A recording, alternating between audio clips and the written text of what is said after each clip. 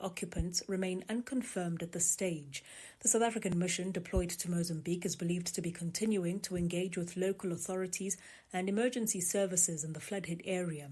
Head of Public Diplomacy at the Department of International Relations and Cooperation, Clayson Munyela, says national authorities are currently looking into additional support measures, including security and evacuation assistance. We've also been told that the South African National Defence Force will send 2 Oryx helicopters to Mozambique to assist with search and rescue operations. Ekurhuleni officials also met in the city yesterday amid efforts to ensure all resources are deployed effectively. Nogukhanya Mtambo, Eyewitness News. We shift our focus to this now. Calls are mounting for accountability and consequences for those who allegedly defied President Cyril Ramaphosa's orders over Iran's participation in naval drills off the coast of Cape Town. The calls come as the Defense Ministry sets out to establish how Ramaphosa's instructions that Iran be relegated to observer status were not followed during the BRICS military exercise last week. Naval drills are an opportunity to be familiar and train with the country's allies. According to the Sunday papers, Navy Chief Musa Lubese and Defense Minister Enji Motshekga may be in hot water for what's now become another diplomatic storm. Khomotso Mbundise has more. After Iran participated in Exercise Will for Peace in False Bay last week, the U.S. flagged its involvement, criticizing the country for allowing its participation. On Friday, the Defense Ministry set up a board of inquiry reportedly to investigate how President Cyril Ramaphosa's orders that Iran be relegated to observer status were ignored. At the same time, opposition parties are demanding answers, with the DA calling for an urgent debate in Parliament and Action SA also calling for a parliamentary probe.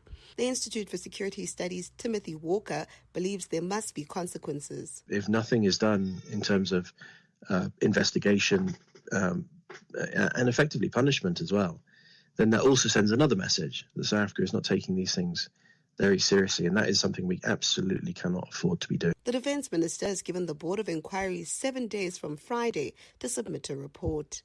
Khomotso Mbundise, Eyewitness News. To this now, the ANC says it will not allow incompetent leaders to use the party as a scapegoat. It comes as the party tries to clean up its image ahead of the local government elections. The party held its provincial January 8th celebrations at the Caleb Motsabi Stadium in the Free State this past weekend. The festivities and preparations for the local polls come amid continued criticism that the party's internal government shortcomings have led to a decline in public trust. This has been made worse by accusations of corrupt leaders and a mismanagement of public resources.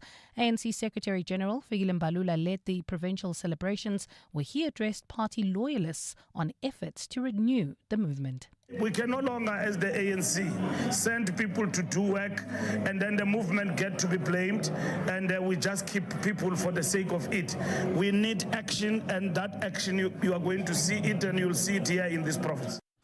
And in Spain, at least 21 people have been killed in a crash involving high-speed trains. According to authorities, more than 30 are being treated for serious injuries. It's understood a high-speed train traveling from Malaga to Madrid derailed and crossed over onto another track, colliding with an oncoming train. Authorities have warned that the death toll from that incident could rise. All rail services between Madrid and Andalusia have been suspended following that accident. Gold is trading at $4,595.83 an ounce. The rand is at 16.41 to the dollar, 21.90 to the pound, 19.05 to the euro, and Brent crude oil is at $64.13 a barrel.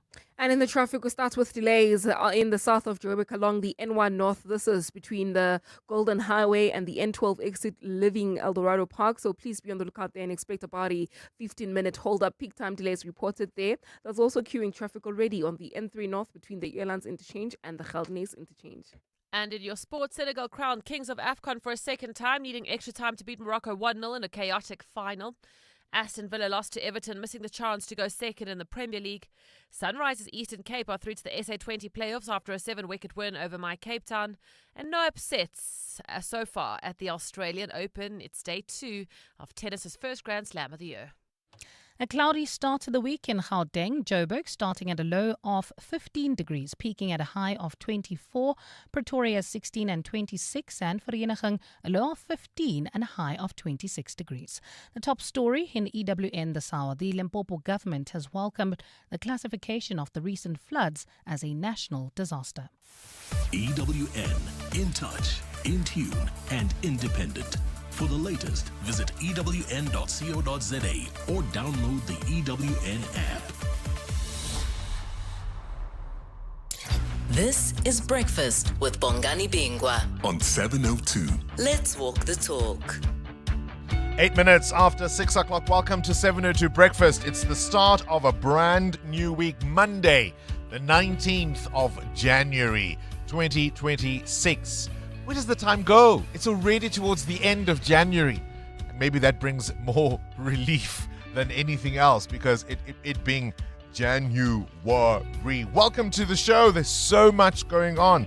My name is Bongani Bingwa, and we are thrilled to be in your company. We start off with an explosive investigation by News 24 veteran journalist Sikonati Manjanja, and we're asking some big questions as far as the involvement or the alleged involvement of the Ekurhuleni mayor in some murky situations.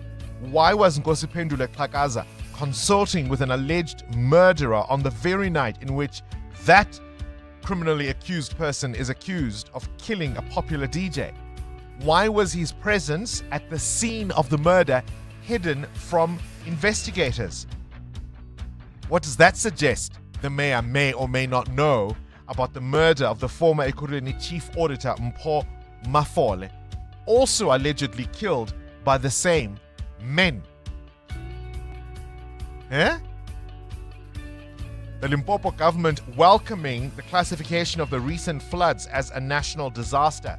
Fires in the Eastern Cape. Are our municipalities up to the job?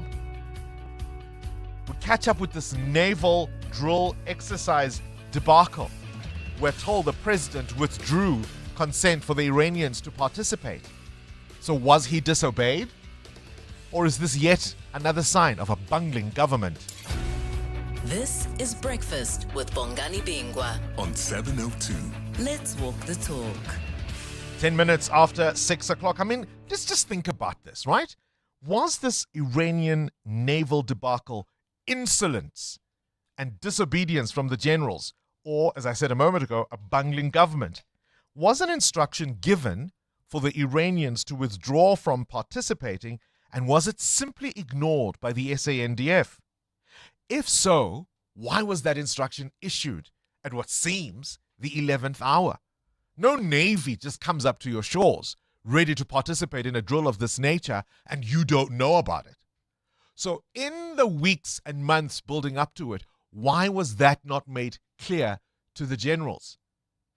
Or is it that at the same time this was happening, and as the Iranian regime was firing upon its own civilians, by their own account, 5,000 protesters were killed, right?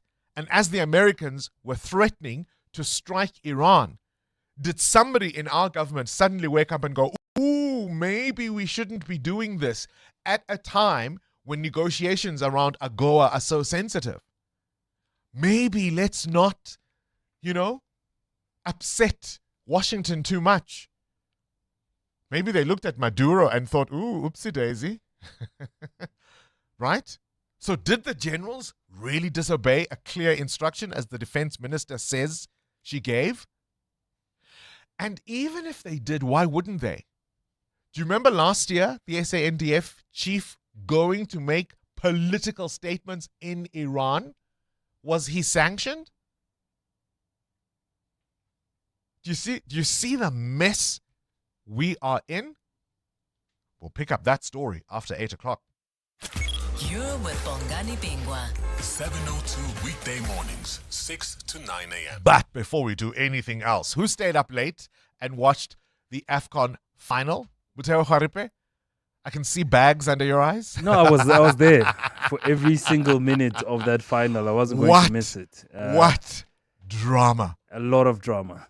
What drama? I mean, a lot of drama. So firstly, even before a ball was kicked. Yeah, that statement from Right? the national team from Senegal. Yeah. What was the statement? Well, the statement was around the treatment before the game, Yeah. training facilities, logistics of how to get to stadiums. We were not completely happy with that. Seeing this as mind You're being games. so diplomatic. Okay. There are visuals of the Senegalese team on a train with ordinary commuters. Yes. And I think they were on their way to the stadium, or were they going to the training ground? I have no idea. But where they were going, essentially yeah. what they didn't have is the usual bus that would be allocated to teams competing in With security, a tournament with yeah. security, with traffic control, allowing the bus to go through smoothly. These Senegalese players were on a train with ordinary commuters who had access right up to their faces. Then they get to the training facilities, and then what happens? I mean, there are talks of whether they were being monitored before their game, if people were actually looking out for their tactics, which is... Because they weren't given their own training facility. Yes. They were there where the Moroccans were training. Yes, and obviously that defeats the point. If you're going to have tactics against the team, you can't be in the same place. Right? Then the game starts. I think it was a really great game, by the way. Spectacular goal is scored until the ref says, no, actually, I don't think so. I don't think it's a goal. It's not a goal. Senegal scored, by the way. Senegal scores, yeah. And the ref says, no, it's not a goal. Disallows it. And just minutes later, gives a penalty for Morocco. And this is towards the dying end of the game, right? Yeah. A routine shove. And the Moroccan player dives, right? In the area. What does the ref do? Penalty. The Senegalese manager says none of this. Gets the players off the field. What were you thinking at that point? I wanted to go to bed, but I'm like, this is no. This is too good. This is too good. And this is like around what time? This is like the 98th minute, so additional time. So what time is this? So if, let's say, Morocco takes this penalty and they score, the game is over. No. What time? What time of day yesterday. was it? Like 11:45, around there. 12:45 midnight. Yes. And you have to be here at what time? At 4:00? Yes. You can see Mutewa's problems today, right? So if there's a lot of umming today, that's why. Right? Penalty. So the Senegalese walk off the pitch because their manager says, that's it. Because at this time, that is it. they fed up because all of that pressure building up to the start of the game, and then now that, I'd also walk out. And then the star of the Senegalese team brings them back and says, actually, no. Come back, guys. Sadio Mane brings the players back. Then the Moroccan player who's taking the penalty misses. And then finally, in open play, the Senegalese score. And this is the outcome. And here's a man who's got all the mental strength in the world, maybe lost a yard or two of pace, Sadio Mane, but he inspires an attack. Senegal thrust forward. Pop game! Sensational! Stellar! Supreme Senegal! Maybe in extra time they've produced the moment. And it's Pop Gay with his third of the tournament. Pop Gay scoring that pivotal goal that just sent the Senegalese team into a frenzy. The final whistle, and Senegal seal the sensational success. Sadio Mane becomes only the third player ever to win multiple AFCON titles, to go along with multiple CAF African Men's Player of the Year awards. He's in a league of his own with Roger Milla and Samuel Eto'o. Senegal succeed again, sensationally. Pedigree has prevailed over passion in Rabat. Pedigree over passion and over all the machinations, right, to try and keep the Senegalese from winning. And essentially yesterday, the Senegalese team saying, we deserved to win. It was difficult because we was confused. We scored a goal, we whistle, and then we give them penalty. We wanted to stop the game because for us it wasn't possible. And then Sadio Mane speak to us, and then we come and Allah give us this victory, because Allah is not sleeping and Allah sees everything. And it must be extra sweet when all of that happens with a penalty. It looks like an easy penalty and you still win. How are you going to celebrate? Because you deserve it. You deserve it. You deserve it. So now we just want to celebrate with our country and with our family and with our people. Idrissa Ganagay telling a broadcaster yesterday they deserved to win. Did you stay up like Mateo until midnight watching the Africa Cup of Nations? What's your review of the tournament in general? And yes, let's mention Bafana. What was the standard of refereeing? What was the standard of football? Who was the standout player of the tournament for you? How was this AFCON 2026? Let's walk the talk. 702. Our shout out, as always, of course, is there to illustrate something in the news that we want to talk about. And I've got a very simple one today.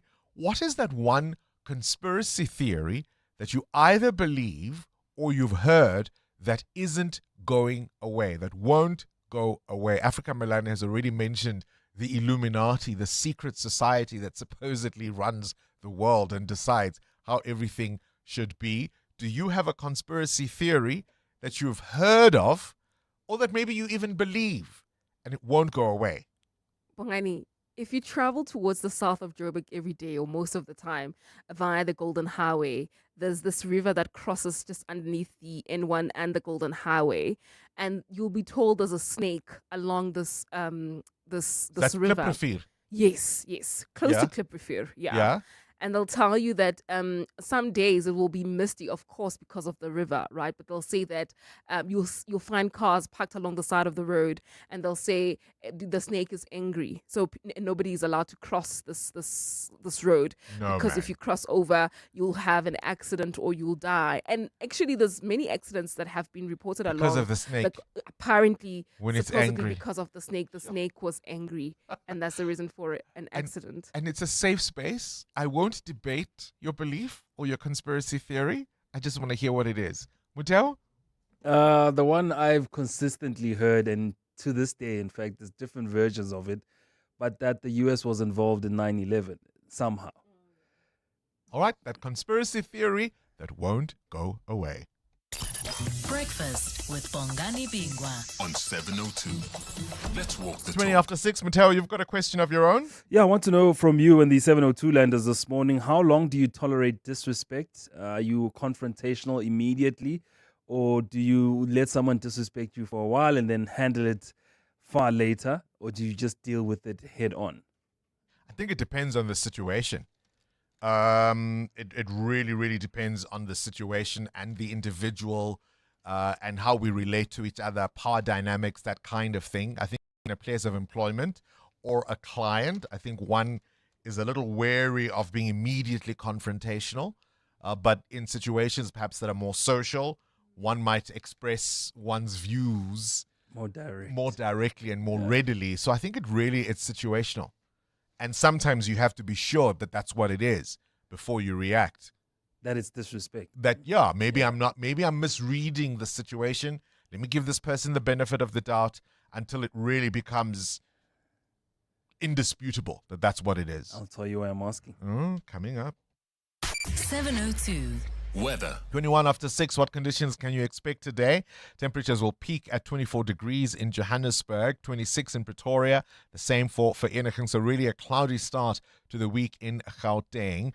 Cape Town, temperatures maxing at 24 degrees. Mbombela, the same, 24. Bloemfontein, 33.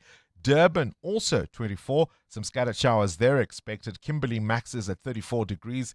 Gqeberha, 26. EWN Traffic. Our first traffic update for the morning brought to you by Outsurance. SMS out to 45142 now and you could save on your car insurance. If you don't, ask them for 500 Rand. Amo? Well, Bongani, we do have delays leaving Eldorado Park towards the Nichurina as well as the Deep Kloof areas. As a result, we're seeing delays along the N1 North. It's about a 20-minute hold up there between the N12 and the Deep Kloof interchange. Your car stuck on the road right near the Golden Highway. And do remember that if you're thinking of using the Golden Highway, we still have got those roadworks that are taking place along the route. Delays just after the N1 as well. So do expect about a 20-minute hold-up if you're heading towards the Joburg CBD. And then if you're traveling on the Mark 1 North, peak time delays between Boysons and the Crown Interchange. There's also peak time pressure on the N3 North. This is between the Earlands Interchange and Van Buren Road. I'll have more updates for you, but if you come across anything else, we're on X at EWN Traffic. There's more EWN on air, online, and on the EWN app. The Outsurance pointsmen know that every car on the road carries a story. Like the eager beaver driving to meet the woman of his dreams. Butterflies in his stomach, GPS on full volume. He checks his hair for the 7th time. Looking good. The Outsurance pointsmen know it's not just a car in traffic. It's a possible love story on the move. Every story's different and every story matters. That's why the Outsurance pointsmen have been doing what they do since 2005. In proud partnership with 702. Outsurance is a licensed insurer and FSP. 702. Add your voice. Have your say. Let's walk the talk. Yeah, Bongani, I enjoyed, man, that game. Yes, Bongani, there are things that I appreciate in living amongst people. I woke up and I'm thinking, why so much noise? Because the neighbors were making all the noise whenever at a Senegal or whatever. And I woke up at that commotion. I'm like, it's a final match. And I watched the game. Bongani, I enjoyed it. I wanted Senegal to win. And I was happy that Senegal won. A great match, Bongani. I slept 5 minutes after the game. Morning, Bongani. Yeah, no, it was the final. And then I think Africa as a whole, or CAF as an organization, they all said you money. I don't know what. Even if it's just words of gratitude, because we could have witnessed the worst thing to have ever happened to our football, a walkout in a final in protest. And then Sergio Mane, I think Motsiba owes him a thank you for what he did for the football of African football, as the world was also watching. What a game. If you watched the final last night, if you've watched most of the tournament over the January period, I want to know your views of AFCON 2026. Start your day with Bongani Bingwa on 702. Let's walk the talk. 24 after 6 o'clock, things you need to know at this hour. Listen to this. Lucy Moyane. There's a name you need to remember. Lucy Moyane. She is the Mpumalanga Education Head of Department who returns to work today after being suspended. Remember that 1.9 million rand laptop procurement deal? She's only received a written warning. Remember, she was the one who spent nearly 2 million rand buying those laptops from a contractor. I think some of the laptops were going for something like 90,000 rand or thereabouts per laptop. Do you remember that little debacle? So they did a lifestyle audit and they checked and they say there's nothing she benefited from the deal. So it was probably just ineptitude. Disciplinary actions continue for other implicated employees, but lifestyle audits, as I say, have found no irregularities, and 80% of the funds that were paid to that contractor have since been recovered. As you heard, Senegal beating hosts Morocco 1-0 in extra time to win the 2025 Africa Cup of Nations. Is it the 2025 or 2026? Because it was played in 2026. So, but it's the 2025. In 2025, yeah. Oh, I'm so confused. Because the qualification starts in 2025. No, the tournament started in 2025. 2025. December. Okay, fine. The 2025 Africa Cup of Nations, even though it was finalized in 2026. Your highlights, your favorite players, most memorable game, and what's the quality of the football? Mateo, were you impressed? Yeah, I was. It was a very tactical tournament. A lot of teams matched each other. It wasn't a tournament where you saw teams lose like 4-0. It was a very... In fact, the AFCON is one of the toughest tournaments to win anywhere in the world because most of the teams are very strong. Even the ones you deem as smaller, they can actually eliminate you on any day. So it was an entertaining tournament, but I still say a lot has to be said about the man in the middle. A lot of the refereeing has to be improved. The standard, I mean, last night looked no further than that. All right, we're asking you, that conspiracy theory you have heard, or that perhaps you even believe in, that just refuses to go away. Well, NASA has rolled its massive space launch rocket to the launch pad at the Kennedy Space Center, and they're preparing for the first crewed mission around the moon in more than 50 years. The Artemis 2, that mission carrying 4 astronauts, could launch as early as next month after final fueling tests, making a major step towards returning humans to the moon. What does that have to do with a conspiracy theory? There are people who still believe that the original moon landing happened in a Hollywood studio. It's called the moon landing hoax, as some people believe, and they claim the 1969 Apollo moon landing was staged in a Hollywood studio. But they're going to do it again, just to make sure you now believe it 50 years later. There are all sorts of conspiracy theories people believe in, including the flat earth theory. People still believe the earth is flat. Then there's the NASA hiding alien life theory. All sorts of conspiracy theories. Is there one you've heard or that you believe in? Do let us know. And then the Las Luminarias Festival in Spain, a centuries-old tradition where horses are guided through large bonfires, believed to cleanse and protect them for the year ahead. And I wanted to know, are there any community rituals that you feel are outdated or unusual, but people still observe them because that's the way we've always done it? And it's the birthday of the great Dolly Parton, born on this day in 1946 in Locust Ridge, Tennessee. Jolene, Jolene, Jolene, Jolene, I'm begging of you, please don't take my man. The queen of country music with more #1 hits than any other country artist in music history. Jolene, coat of many colors, 9 to 5. I will always love you. 702. The newspapers. Mbali Dlamini joins us. Sfiso Zulu, finally on leave, poor guy, taking some time to rest out. We welcome back Mbali Dlamini. Always a pleasure to have you on the show. Thank you so much, Bongs. What's attracting your attention in the papers? Bongani, do you ever get skeptical when you see police quickly making arrests in a high-profile case? You know, everything is in the news, and then how tomorrow all of a sudden arrests have been made? Well, I'm asking this question because on the third page of The Citizen today, they have a focus on a story saying lawsuits expose SAPS's bleeding through unlawful arrests. The South African Police Service is drowning in litigation with billions of rands lost to civil claims that are rooted in unlawful arrests, detentions and assaults. Now, the experts that they interviewed for this particular story are pinning this on incompetence, corruption, and a disregard for constitutional limits. They're basically saying police officers act as if they are above the law. Yeah, indeed. It's a scary situation when you think of the amounts of money they're being sued for. The front page of the Sowetan, a mom and 2 daughters went to go pick grasshoppers and then were stranded by the floods in Limpopo, rescued 3 days later from a raging river. Navy row, who is to blame? We're picking up that story. That's on the front page of The Citizen this morning. And we are looking at port woes souring Cape fruit exports, prolonged disruptions and operational inefficiencies at the port of Cape Town since November, disrupting the export of table grapes at the peak of the export season, says the Business Day. EWN Business. Right, Mateo, you want to know how long we tolerate disrespect before dealing with it once and for all? Do you avoid confrontation or do you go outside? Puma Silwe. I'm asking the question, Bongani, because EU leaders are willing to pull a trade agreement with the US as the tug of war over Greenland continues with Washington.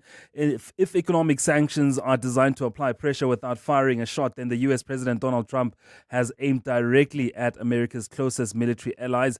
Trump said on Saturday that the US will impose a 10% tariff on imports from 8 NATO nations, Denmark, Norway, Sweden, France, Germany, the United Kingdom, the Netherlands, and Finland are starting on the 1st of February. Now, in a Truth Social post, Trump suggested that those countries were being penalized for sending troops to Greenland for a joint military exercise.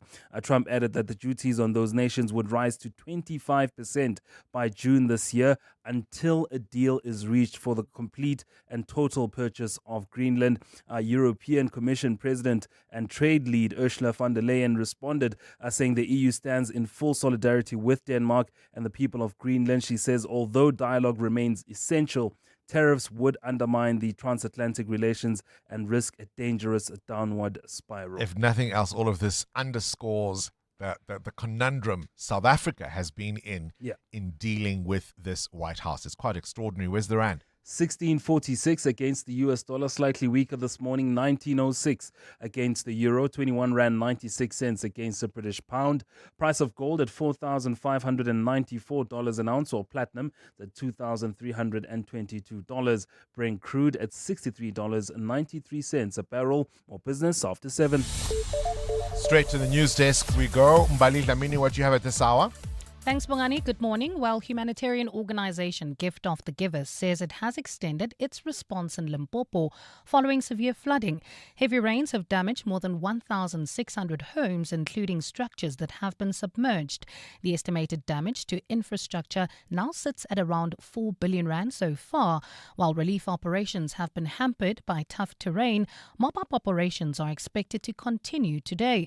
Gift of the Givers chairperson Imtiaz Suleiman says teams are working closely with local disaster management authorities. We're now looking at 4 additional districts: Bembe, Talaboa, Giani, and 1 other district inside the Limpopo province. Helicopters have been made available to us, 4x4s, additional vehicles, full support staff for Gift of the Givers teams to access different areas. Suleiman says similar efforts are underway in Mpumalanga. Government officials, with their teams, made impassable roads possible, found alternative roads, then made it easy for Gift of the Givers to deliver 800 food parcels, blankets and mats to 4 districts in Mpumalanga within 1 day. At the same time, the South African Weather Service says rainfall is expected to ease today in parts of the country recently ravaged by flooding.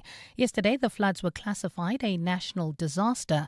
At least 17 people in Limpopo and 20 in Mpumalanga lost their lives in the devastating floods. Thousands have also been displaced from their homes. While less rain is expected today, forecasters say wet weather conditions will persist in parts of Limpopo as well as in Mpumalanga tomorrow. Forecaster Ishmael Moyo. The rainfall is expected to resume again, but I believe it's just for a day.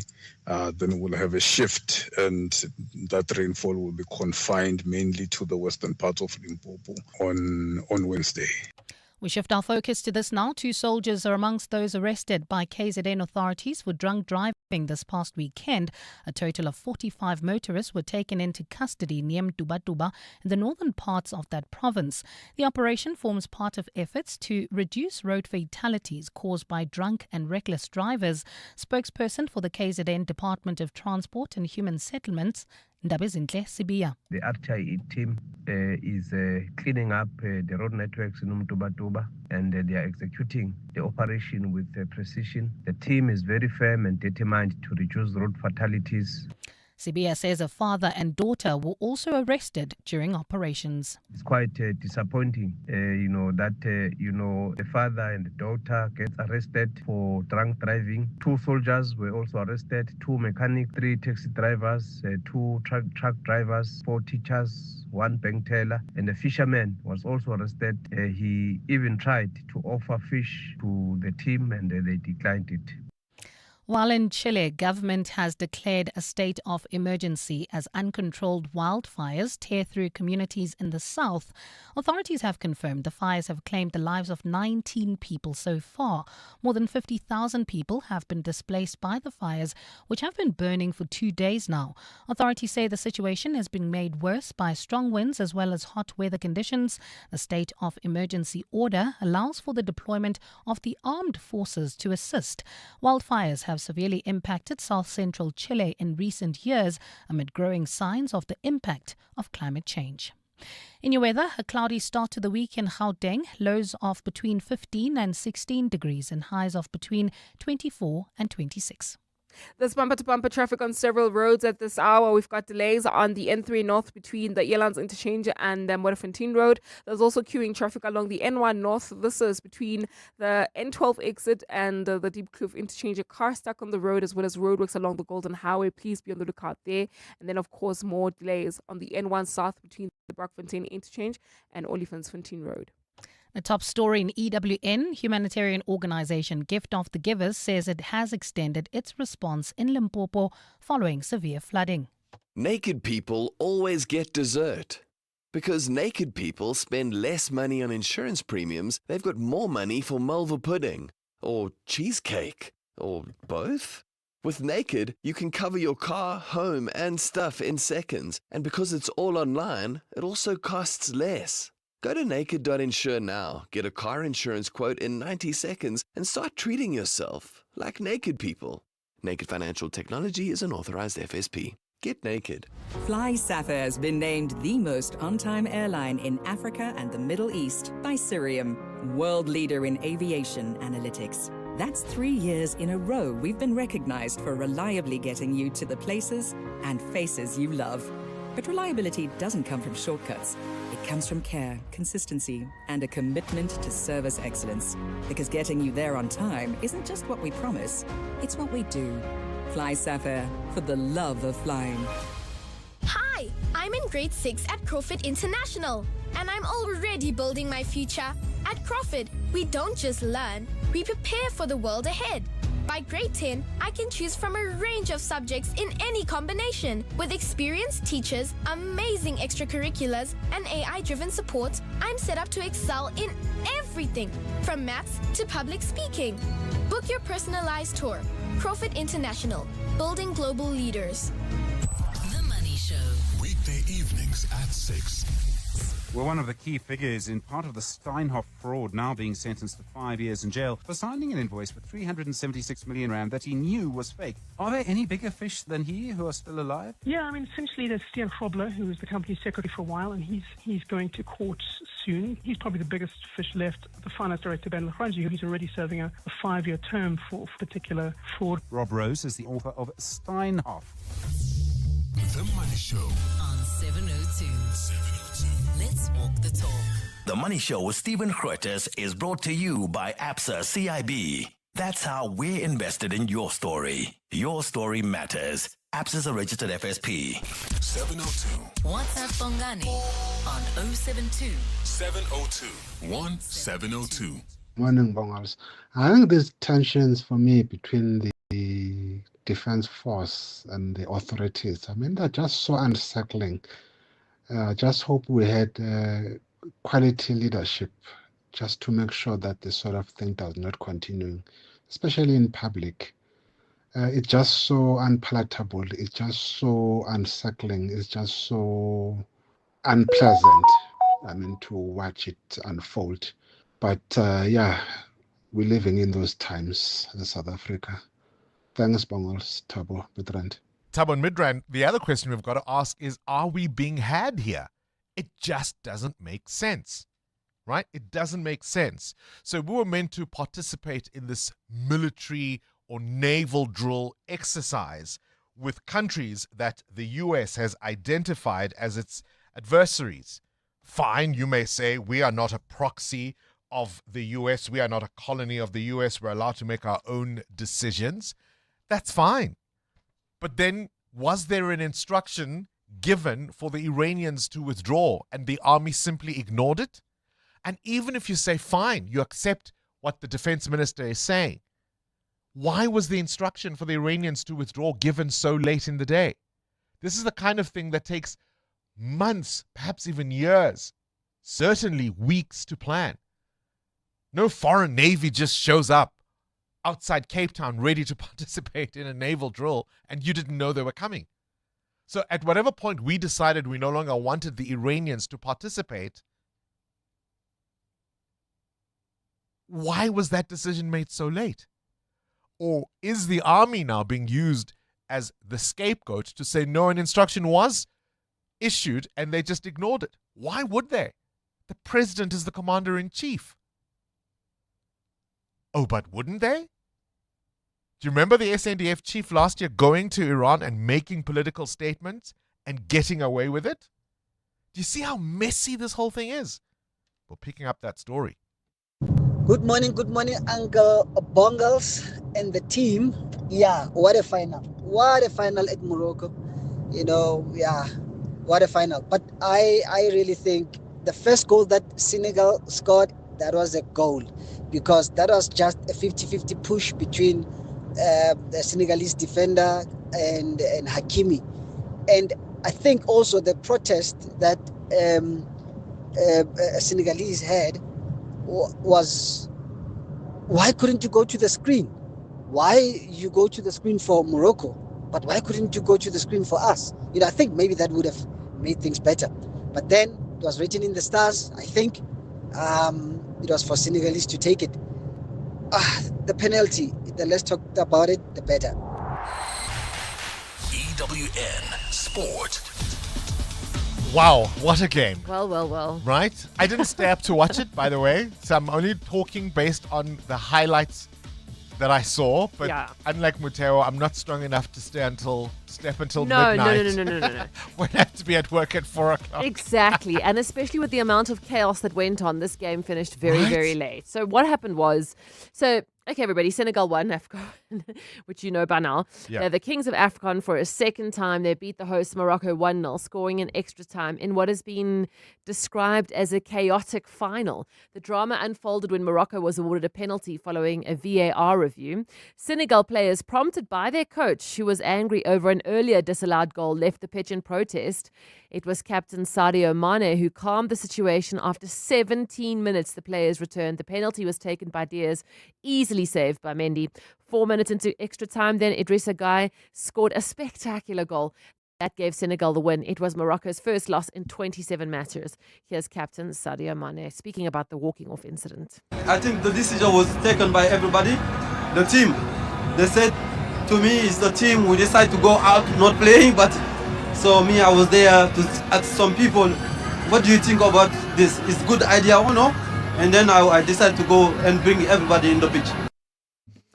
In the Premier League, Aston Villa missed the opportunity to move to second. Why do you look so confused? Because it was just utter I'm replaying. madness. I'm replaying the scenes. Yeah, and it's just how important Mane really proved to be in this moment. I think just forget the actual match, but for African football, because I mean, if they hadn't returned, that would have been a thing. I don't think I've ever seen it in a final where a team's gone off down the tunnel, and I'd be interested to hear what FIFA's repercussions are going to be, because there's got to be something. You can't storm off because you just don't like what the VAR. Imagine if every weekend in the Premier League, in the English Premier League, a team went down the tunnel. We'd still be playing games from 4 weeks ago because the VAR gives reviews all the time.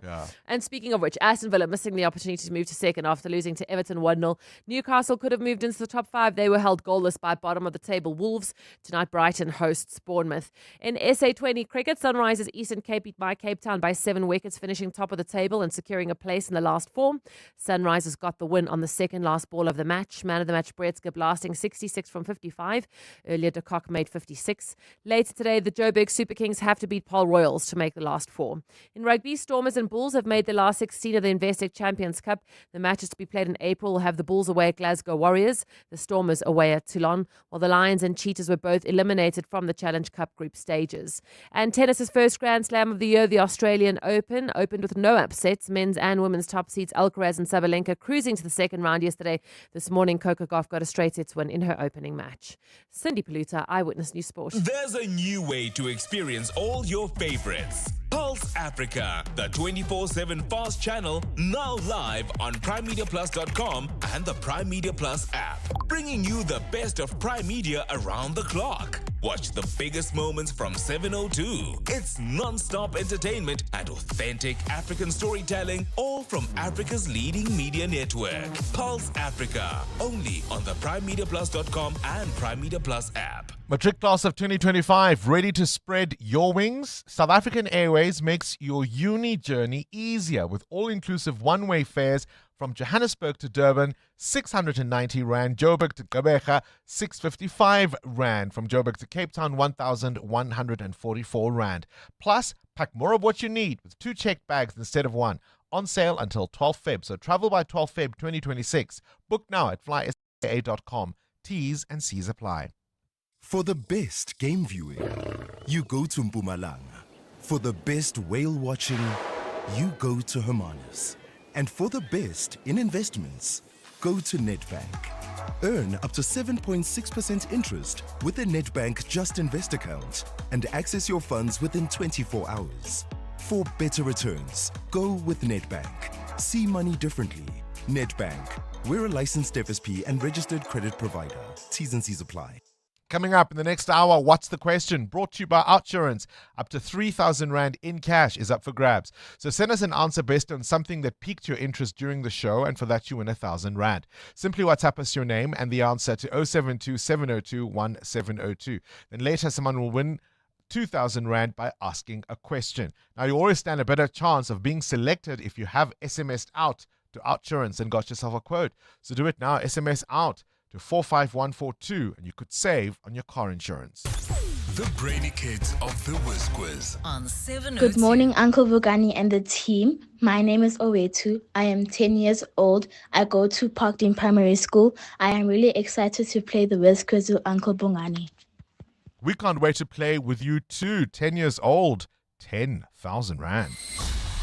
EWN Traffic. Hey, I'm going to imagine 1,000 Rand for each year you've been alive.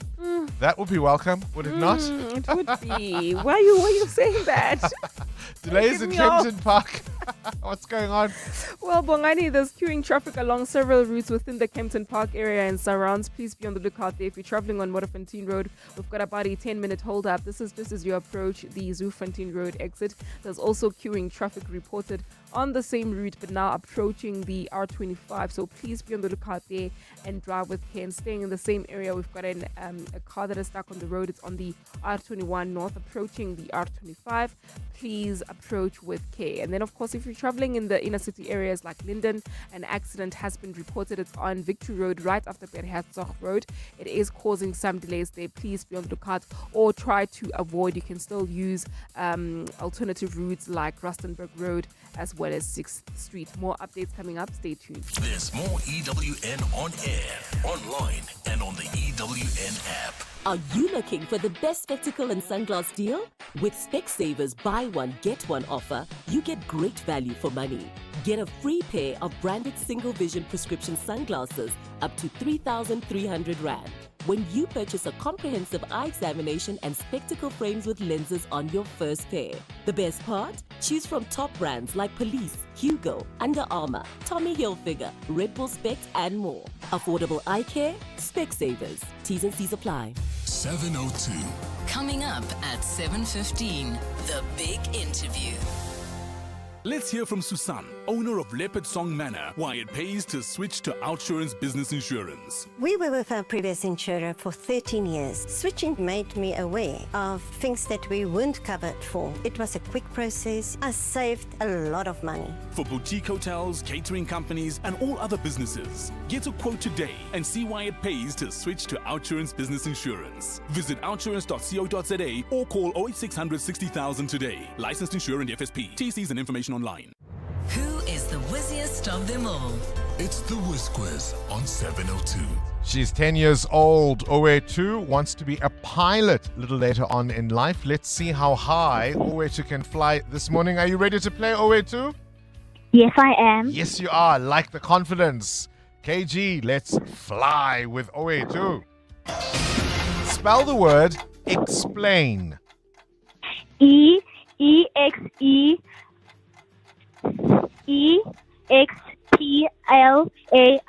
Correct. What is 25 minus 15? 10. Correct. True or false? The colors on the flag of Italy are blue, white, and orange. False. Correct. Complete the animal idiom. A little what told me? Bird. Birdie. In which country is the famous Sydney Harbour Bridge? Is it in Australia or England? Australia. Correct. Which cartoon figure is a cat, Tom or Jerry? Tom. Correct. What sport does Themba Bavuma play for South Africa? Cricket. Correct. True or false? There are no fish in the Dead Sea. That is true. We were looking for that is true. Looking at the producers, bird or birdie? Are we giving her the bird? All right, we'll give you the bird question, and we're looking for birdie specifically. But not a bad round at all. Owetu, you walk away with 600 Rand. 600 Rand. At 10 years old, I would have welcomed that. 600 Rand. Well done. The brainy kids of the Whiz Quiz. On 702. Current events, developing stories, Tough questions. your voice making a difference. This is Breakfast with Bongani Bingwa. The thug mayor, in inverted commas? Why was the mayor of Ekurhuleni, Nkosiphendule Xhakaza, consorting with an alleged murderer on the very night in which he is accused of killing a popular DJ? Why was his presence at the scene of the murder hidden from investigators? And what might the mayor know about the murder of the former Ekurhuleni chief auditor Mpho Mafole, who was also allegedly killed by the same security guards? In an explosive News 24 investigation, veteran journalist Sikonati Manjanja spills the beans, and he joins us now to explain the story. Always a pleasure to have you on the show. Thank you for your time. Let's start with Bongani Bingwa. Who was he, and what were the circumstances surrounding his death? Thank you, Bongani. Good morning. We do not know much about the late Mr. Mfihlo, other than that he was a disc jockey at his own club in the town, Kempton Park. And we of course only got to know about him when he got killed the night of September 2023 in the presence of the mayor. Yeah, you say, your investigations say the police now place the current mayor of Ekurhuleni directly at the scene. That's absolutely correct, Bongani. There was, after the murder of Mpho Mafole on the 30th of June 2025, almost 2 years after that of Mr. Mfihlo, there was a change in the investigations, in the investigators, that the case was taken away from the Kempton Park police station, which had been investigating the Mfihlo murder as well, and it was given to the Gauteng Serious Crimes and Violence Unit. It is that unit that actually realized, or when it did its investigations, realized that the mayor had been at the murder scene, but no dockets showed that, and they sought access to him and tried to find out why he had not been interviewed by the previous investigating team. That's how we got to know the matter during the several court appearances, speaking to people involved with the case, and we asked the mayor if he knew anything about this. Well, I'll come back to the mayor in a moment, but let's just wrap that Mfihlo murder, or at least killing, up. The security guards who pumped 14 bullets into this man say it was all in self-defense. Absolutely. They handed themselves over to the police several hours after the murder, and the police station is down the road from the club. It was two security guards who worked for a company called 87 Future Enterprise, which still guards the bus rapid trail stations at the Ekurhuleni municipality. And on that particular night, they claimed they were patrolling around the area, and they got into conflict with Mr. Mfihlo, whom they said they defended themselves from him with 14 bullets in the end. And then, of course, last year, we know the former Ekurhuleni chief auditor, Mpho Mafole, was killed also in a hail of bullets, allegedly by the same suspects? Bongani, there were two suspects that handed themselves over to the police in 2023 and claimed to have killed Mr. Mfihlo in self-defense. Only one of those men was identified by the police in the June 2025 killing of Mpho Mafole. One of the two, not all both. two.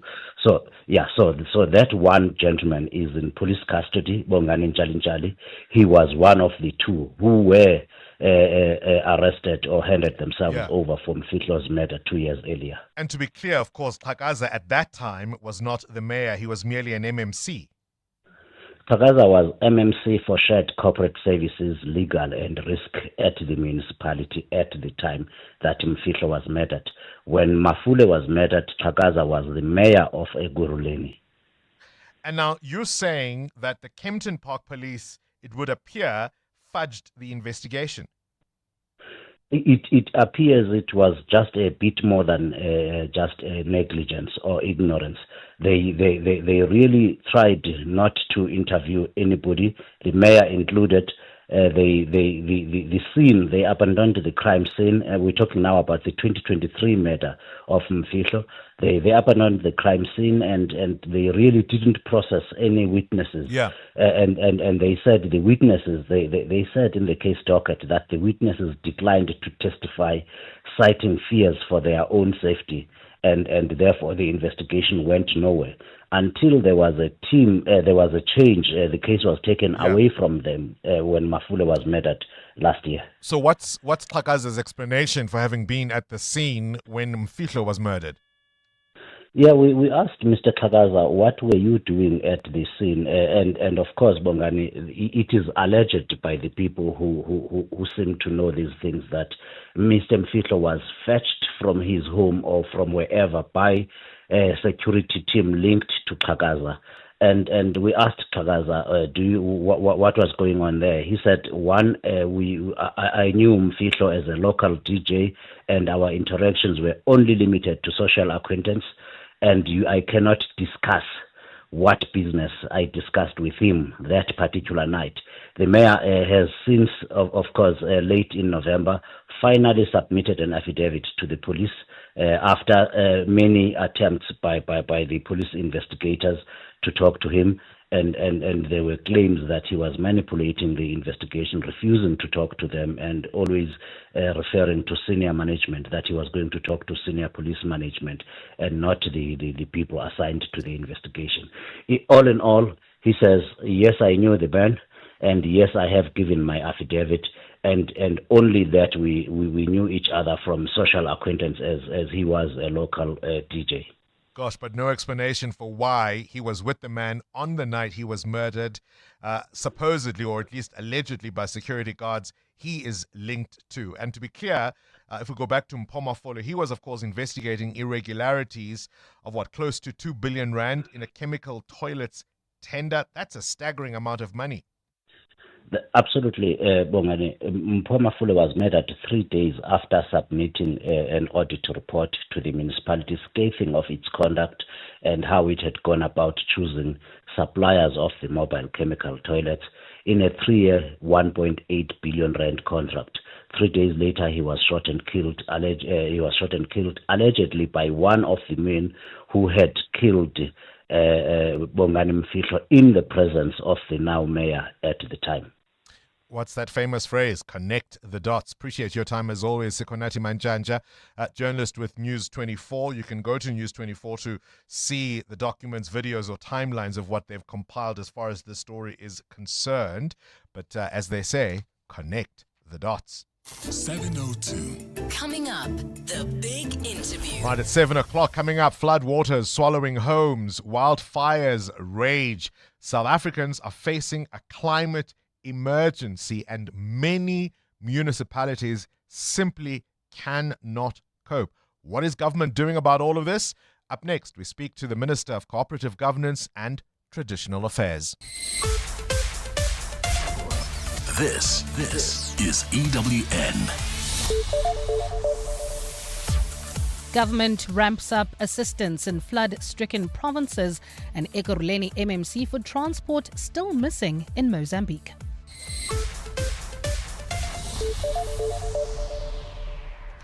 Good morning, I'm Bali Dlamini. All organs of state have been called to strengthen their support to disaster management structures. That call comes as rainy weather conditions persist in parts of the country. The heavy rains and flooding in Limpopo and Mpumalanga, as well as severe weather in KZN, Eastern Cape and the Northwest, have now been classified as a national disaster. At least 17 people have died in the Limpopo floods and 20 others lost their lives in Mpumalanga. Khomotso Modise reports. The classification of the severe weather conditions in the country means the National Executive assumes the primary responsibility for coordinating and managing the national disaster. All organs of state, from national, provincial and local government, are required to strengthen support to disaster management structures, implement contingency measures and submit progress reports to the National Disaster Management Centre. Cooperative Governance Minister Velenkosini Hlabisa says response and recovery efforts will continue to be coordinated to ensure assistance reaches all affected communities. His spokesperson Pearl Maseko Bingose. Minister Hlabisa reaffirmed that the government stands firmly with the people during this recovery period and remains committed to supporting communities as they rebuild and recover. Meanwhile, the South African Weather Service says while less rain can be expected in the affected provinces from today, wet weather conditions are expected to persist. Khomzo Modise, Eyewitness News. Let's stay with flood-related matters. South African officials are still scrambling to find missing Ekurhuleni MMC for roads and transport Andile Mgwevu. Mgwevu was swept away by floods in Mozambique. 4 other people are believed to have been in the car with him travelling in the Chokwe area when the car was swept away. A South African rescue mission deployed to Mozambique has established contact with only one of the occupants of that car. Nugukanya Mtambo has the details. The status and the whereabouts of Ekurhuleni MMC for roads and transport, Andile Mgwevu, and the other occupants remain unconfirmed at this stage. The South African mission deployed to Mozambique is believed to be continuing to engage with local authorities and emergency services in the flood-hit area. Head of Public Diplomacy at the Department of International Relations and Cooperation, Clayson Munyela, says national authorities are currently looking into additional support measures, including security and evacuation assistance. We've also been told that the South African National Defence Force will send 2 Oryx helicopters to Mozambique to assist with search and rescue operations. Ekurhuleni officials also met in the city yesterday amid efforts to ensure all resources are deployed effectively. Nogukanya Mtambo, Eyewitness News. To this now, Parliament's ad hoc committee probing allegations of police corruption expects a busy week as it meets this morning to finalise its witness programme. The former head of the Independent Police Investigative Directorate, Robert McBride, will take the hot seat when proceedings resume evidence tomorrow. Babalondenze takes a look. Head of Crime Intelligence Dumsani Khumalo last week testified that most police in Gauteng were either in the pockets of the crime cartel or moonlighting for syndicates. Earlier in the week, Homonzo Pahlane, who acted as commissioner for 2 years, told the committee that political interference has been rife in police structures since the ANC's 52nd National Conference in Polokwane. This week, the committee will get evidence from 2 more witnesses as it tries to piece together evidence and allegations of corruption. Committee chairperson Soviet Lechanyane. A very busy week with Mr. McBride coming here on Tuesday and Wednesday, and Mr. Julius Mkhwanazi coming on Thursday. McBride can expect to be grilled by the committee about allegations of unduly influencing police operations, while Mkhwanazi will have to answer to allegations of being paid off by Vusimuzi Kat Matlala and illegally providing Matlala's private vehicle with police blue lights. Babalo Ndanza, Eyewitness News. Minister of Small Business Development, Stella Ndabeni, says the South African delegation is eager to talk innovation, competitiveness, skills and inclusive growth at the World Economic Forum. The week-long meeting of global elites kicks off in Davos today. Ndabeni is part of the delegation led by Finance Minister Enoch Godongwana. This year's edition comes amid accelerating complexity, rising geopolitical fragmentation and dramatic changes in innovation. Ndabeni says a focus on small business development is key to the global shifts. As Team South Africa, to say there can't be inclusive growth if you are not involved in small businesses. And of course, at the center of that are partnerships that are helping us get more finance, business driven support, and of course, at the center of it, promoting innovation so that we drive our economy that creates lots of jobs. And in Guatemala, President Bernardo Arevalo has declared a 30-day nationwide state of emergency to combat criminal gangs. It comes after authorities accused the groups of killing 8 police officers and holding hostages at 3 prisons. Gang-affiliated inmates took 46 people hostage in the 3 prisons, demanding that incarcerated gang leaders be moved to lower security facilities. The state of emergency suspends the rights of assembly and permits individuals to be arrested and interrogated without a court order. Since mid-2025, gang members have staged uprisings at prisons in that country to demand their leaders be held in less restrictive conditions. Gold is trading at $4,660.82 an ounce.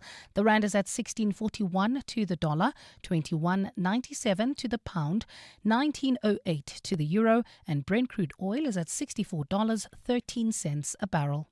And in the traffic, we've got delays on the N1 North. This is between the N12 exit and the Diepkloof interchange.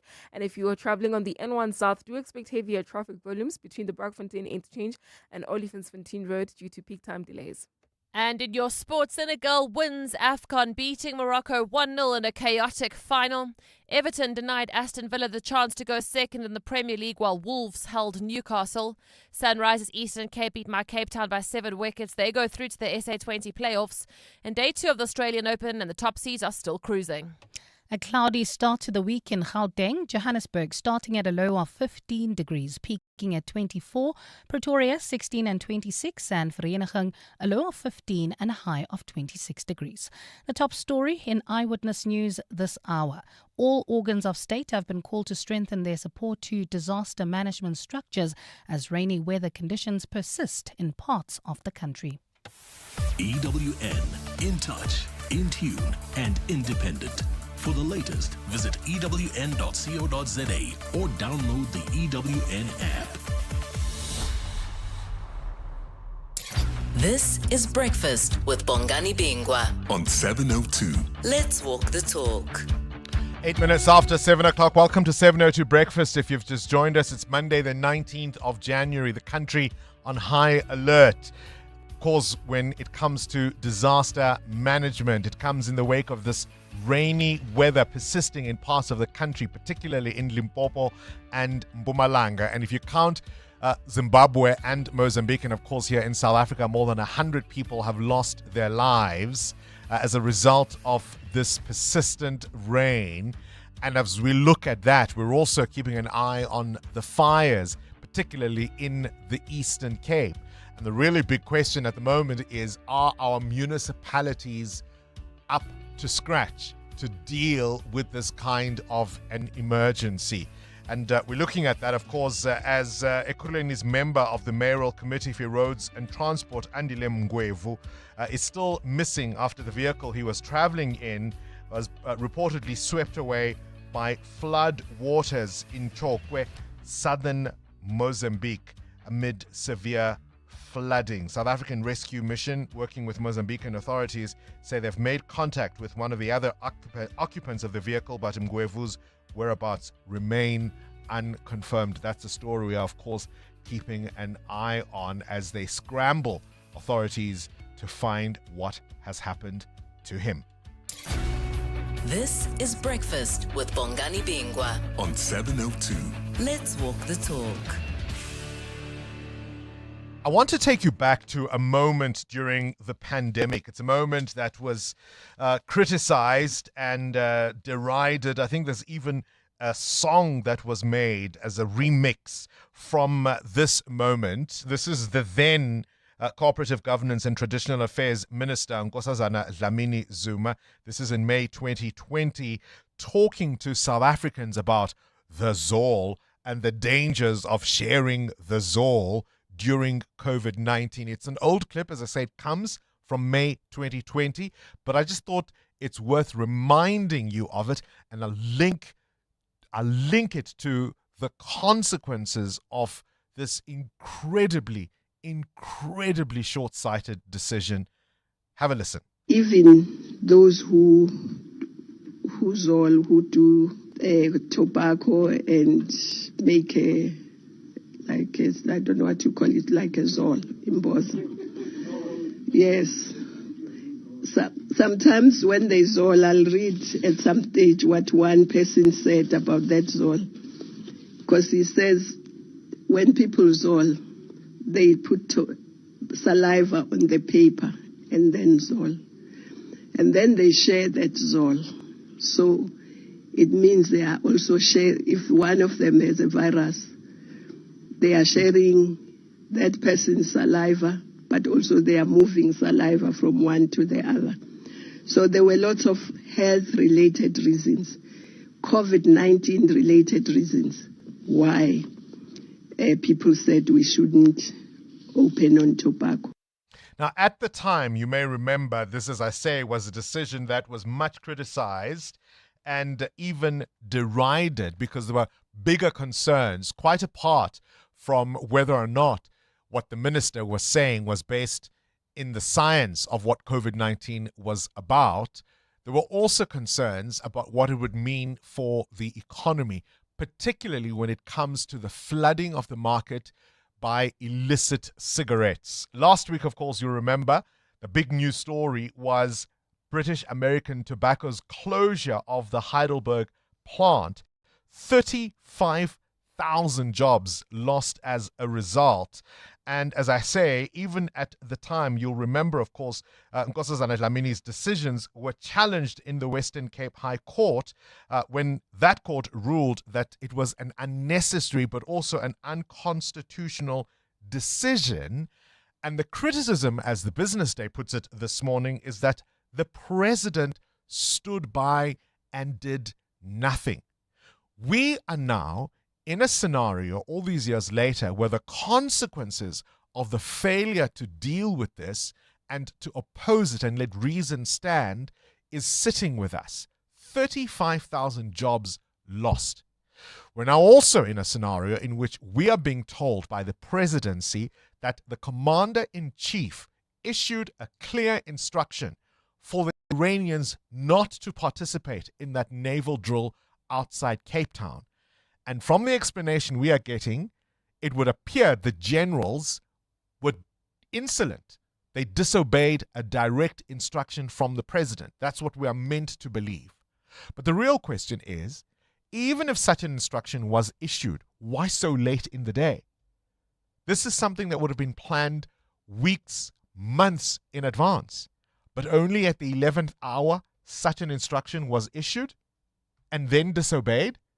We've seen, of course, the chief of the army making political statements in Iran and getting away with it. Or is it simply that when it dawned onto this government that the sensitivities that were involved with the Iranians attacking their own civilians who were protesting against the regime with a goer at a sensitive stage and our participation in it unclear? Oopsie daisy. And now they're trying to pin the blame on the army? 7:02. Up next. The big interview. Things you need to know at this hour. The National Union of Metal Workers of South Africa is holding a press briefing later today.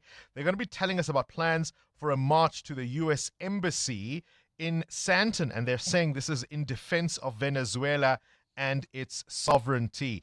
The South African Police Service facing over 56 billion rand in potential liability from nearly 49,000 unlawful arrest and detention claims. At least 5,000 people, including 500 security personnel, have been killed in nationwide protests in Iran. This is, of course, as the rial, the currency of that country, crashes. Thousands more arrested and an internet blackout. And it is also the birthday of the great Dolly Parton. EWN Traffic. It's 7:15. By the way, you can catch us on our live streaming on YouTube. But time now to focus on the traffic, and that's brought to you by Outsurance. SMS out to 45142 now. You could save on your car insurance if you don't ask them for 500 rand. Amo? Well, Bongani, we've got a couple of accident scenes on our roads that are causing the most delays at this moment. In Alberton, an accident on the R59 North before Swartkopjes Road. Delays from Klipprivier Drive, as well as in Spruitview along the N3 North near Heidelberg Road, causing delays coming out of Leondale Road. At this point, your estimated time of arrival towards Germiston is around 40 minutes. So if you are leaving Spruitview at this particular moment, try to avoid that scene as much as you can. And then, of course, traffic lights are still out of order in Sandton at the M1 South and Grayston Drive, as well as in Marlborough at Old Pretoria Road and Marlborough Drive. More updates coming up. Stay tuned. There's more EWN on air, online, and on the EWN app. The Outsurance Pointsman can't help you survive the gym being packed with New Year's resolution newbies. Well, it can ease traffic congestion so you can get there before the crowds. With the Outsurance Pointsman on the roads for the past 20 years, we can all get to where we need to be quickly and safely in the new year. Outsurance really means it when they say you always get something out. This is in proud partnership with 702. Show them some love online using hashtag PointsmanLove. Outsurance is a licensed insurer and FSP. 702. The big interview with Bongani You heard in Eyewitness News all organs of the state being called to strengthen support to disaster management structures. So we've seen blazing wildfires scorching the Eastern Cape and, of course, the relentless floods submerging parts of Limpopo and Mpumalanga. More than 30 lives have been lost, people displaced, homes destroyed, roads and bridges lying in ruins, forcing even parts of the Kruger National Park to be closed. And as I say, in the Eastern Cape, thousands of hectares have been razed in wildfires, prompting mass evacuations. We're joined now by the Minister of Cooperative Governance and Traditional Affairs, Minister Velenkosini Hlabisa, just to talk about the preparedness of many a municipality to deal with these disasters. Minister, always a pleasure to have you on the show. Thank you for your time. Good morning, Bongani, and the listeners of the radio station. Just perhaps a broad picture. Let's start with the fires raging in the Eastern Cape. Can you give us an update of what you know and how much communities have been affected, particularly, of course, if any loss of life? Fortunately, the fires have not resulted on any human fatalities except the infrastructure that has been destroyed, and our teams are on the ground to mitigate the extent of the destruction, and we are calling people to be vigilant to ensure that the animals are driven away, especially the livestock, on the areas that are being affected, and the human souls to ensure that they do not put themselves in danger while our teams are trying to put down the fires. All right, you've been on the ground to Msholozi village and Bushbuck Ridge. This is now when it comes to the persistent flooding. You've seen yourself what the scenario is on the ground. What has struck you about the cost to human life and the suffering people are enduring there? The climate change is really presenting difficult times for the human beings. We have been seeing this thing from the distance. The destruction of the infrastructure is huge, both in Limpopo and Mpumalanga, but most unfortunately, human souls that have been lost, as the number, as confirmed, is 31 for the combined provinces, with an additional person who was recovered yesterday, which will mark 32, which is very sad. We really want to still urge our communities, as there is a car that was swept away on Saturday, and the drivers really got into the river, which was clearly seen that this water is flowing at a high speed and is very high. The vehicle will not cross over. Our people, we are appealing to them. It's a clarion call. Don't cross the river, because you do not know whether the bridge is still intact underneath. Whatever that is urgent, rather delay it. If there is no need to leave your home, just stay at home until these rains are over. Minister, could we be doing more as far as making sure that access to those particular areas is closed off and that motorists are not given an opportunity to take those decisions to cross those rivers or those low-lying bridges when there's so much of torrential waters on them? We are doing what we can. Like, for instance, the case I'm referring to, the driver was warned because all other cars were parked aside, and they decided to override the queue, and they were warned that you can't cross over here. The only thing going forward is to fix some permanent structures, because you can't have police all over. Our people, that is why we are appealing to them that cooperate. It's another thing, a person who might say, it was at night, I didn't see. It was on a broad daylight, and people said, no, you can't cross here. That is why you see all of us stopped here and they disregarded. Unfortunately, they were swept away. That is why we are saying the government is doing what it can do on its own, but our citizens must take a responsibility because this is their lives at the end of the day. Yeah. SALGA, the South African Local Government Association, has warned that many of these municipalities are buckling under the pressure, whether it's the floods or the wildfires, and that they simply aren't prepared to deal with this state of disaster. How much is this all exacerbated by the poor infrastructure in many of these communities that are affected? Yes, the infrastructure in many, especially rural communities, was already not in a good state because of the financial constraints, but this has been worsened by these floods. I'm just only hoping that the intervention through classification will repair our infrastructure and build better. And we will be monitoring that the repairs and the rebuilding must be resilient because we are living in the times of climate change. We cannot afford to rebuild this year and 5 months down the line, when heavy rains come, everything is washed away. Yeah. Resilient infrastructure is going to be the order of the game, and we are providing support to municipalities through MISA, where we dispatch engineers to give technical help.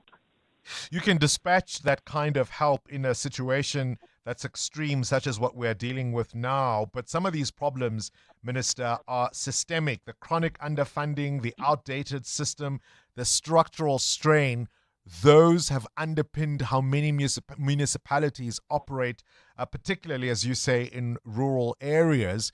Really what we're doing now is putting a Band-Aid on a gaping wound. Definitely, the chronic challenges, some of them will be addressed during the white paper review presentation in March that will address the issue of funding, but we are attending to it. I'm sorry, I'm on the flight. They are indicating that I need to cut off my call. Thank you very much. All right, appreciate your time, Minister of Cooperative Governance and Traditional Affairs, Velenkosini Hlabisa, there, generously giving us some of his time. As you can hear, he says he is about to take off on a flight, but he agreed to speak to us nonetheless.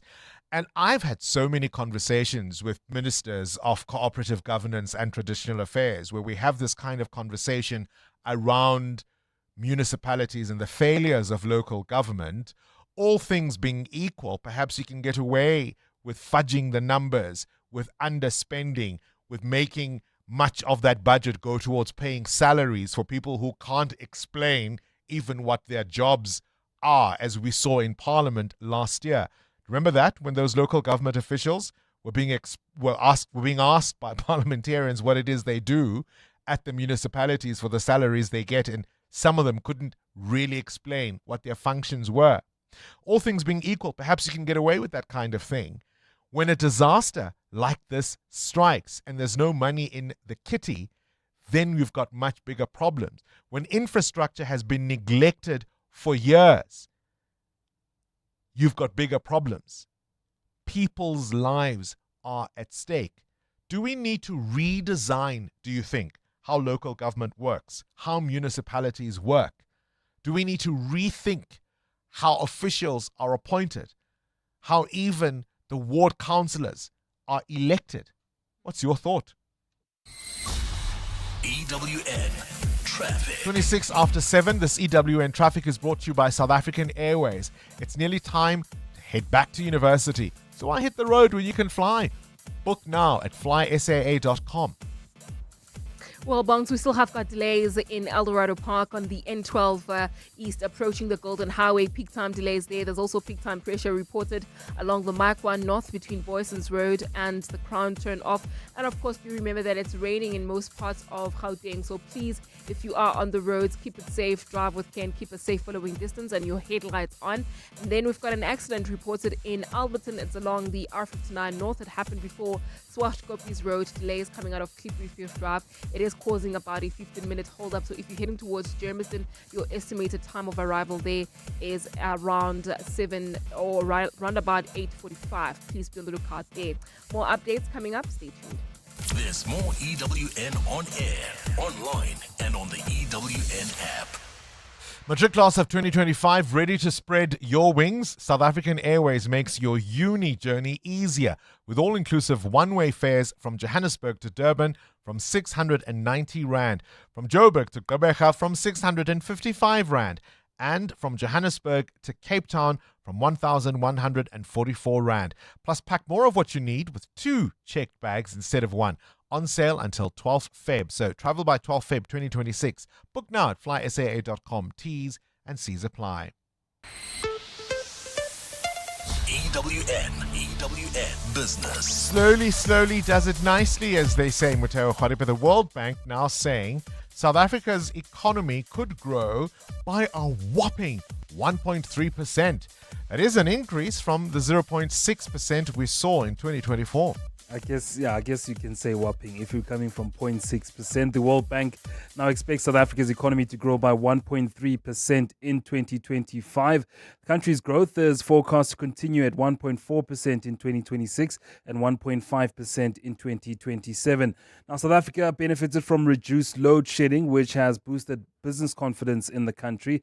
There was also a bump in crops and harvests coming through from the agricultural sector in South Africa. South Africa's growth, however, is still below the sub-Saharan Africa average, which is expected to reach 4% in 2025. The World Bank warns, though, that global trade risks, including the expiration of the Africa Growth and Opportunity Act, AGOA, and strained relations with the US could impact South Africa's economy this year. I mean, if you really want to see how you do it, look at China. Yeah. And they're having a tough time, by the way. They're having a very tough time. China's GDP grew 4.5% in October to December period, slowing from 4.8% in the third quarter. Now, despite missing its growth target on a quarter-on-quarter basis, full-year economic output came in at the government's target of 5%. Retail sales grew by 0.9%, while manufacturing output climbed by 5.2%. But it's the lower domestic demand and continued trade spats with the US that has hit China's GDP in the fourth quarter. Where are your indicators? Are they ringing? Yeah, not as good as they should be, but the rand's still quite decent against the dollar. It's 16.41 against the US dollar, 19.06 against the euro, and 21 rand 96 cents against the British pound. Price of gold at $4,594 an ounce, or platinum at $2,322. Brent crude at $63.93 a barrel. More business after 8. Time now exactly 7:30. Let's go straight to the news desk. Mbali Dlamini, can you believe it's been 4 years? 4 years! 4 years of the trial and 12 years since Senzo Meyiwa was killed. Now, the long-running trial into the murder of football star Senzo Meyiwa resumes in the Pretoria High Court this morning. Proceedings are entering their 4th year with 5 men standing trial. The Bafana Bafana captain was gunned down at the home of his girlfriend, singer Kelly Khumalo, in October 2014. The state believes the murder was a hit called by Khumalo. Khomotso Modise reports. This year will mark 12 years since Senzo Meyiwa was shot and forced arrest at the home of his girlfriend in the east of Johannesburg.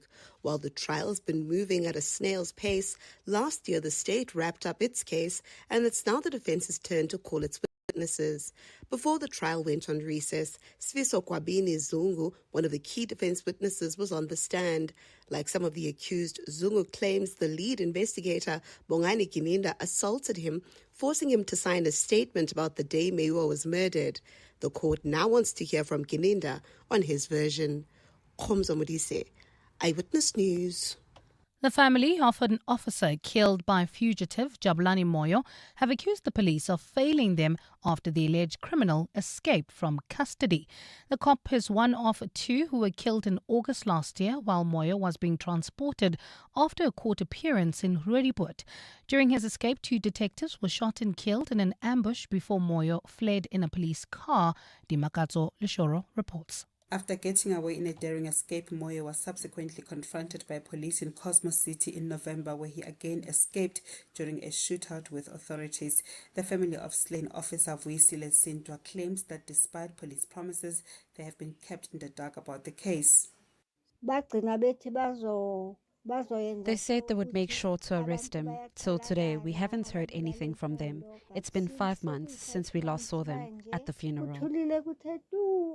But Hawk spokesperson Brigadier Thandi Mbambo has denied the family's claims, saying police have been interacting with the affected relatives. Investigation in this matter remains ongoing. The DPCI also noted concerns raised and remains committed to keeping the families informed within the confines of the law whilst maintaining the integrity of the investigation. Despite a 150,000 reward offered by police, Moyo remains elusive. Dimakaza Leshuru, Eyewitness News. Basic Education Minister Siviwe Gwahube says government needs to double down on efforts to keep up with changes in technology. The department wants to ensure that no learner is left behind in the digital age by encouraging early engagement with technology. This is part of efforts to equip learners across the country with 21st century skills in a rapidly evolving economy. Gwahube says it's important for South Africa to bring technology into the fold to keep up with global peers. I think as government as well, we have to think about how is AI used, all of these things. We have to be kind of a step ahead. While in Chile, government has declared a state of emergency as uncontrolled wildfires tear through communities in the south. Authorities have confirmed the fires have claimed the lives of 19 people so far.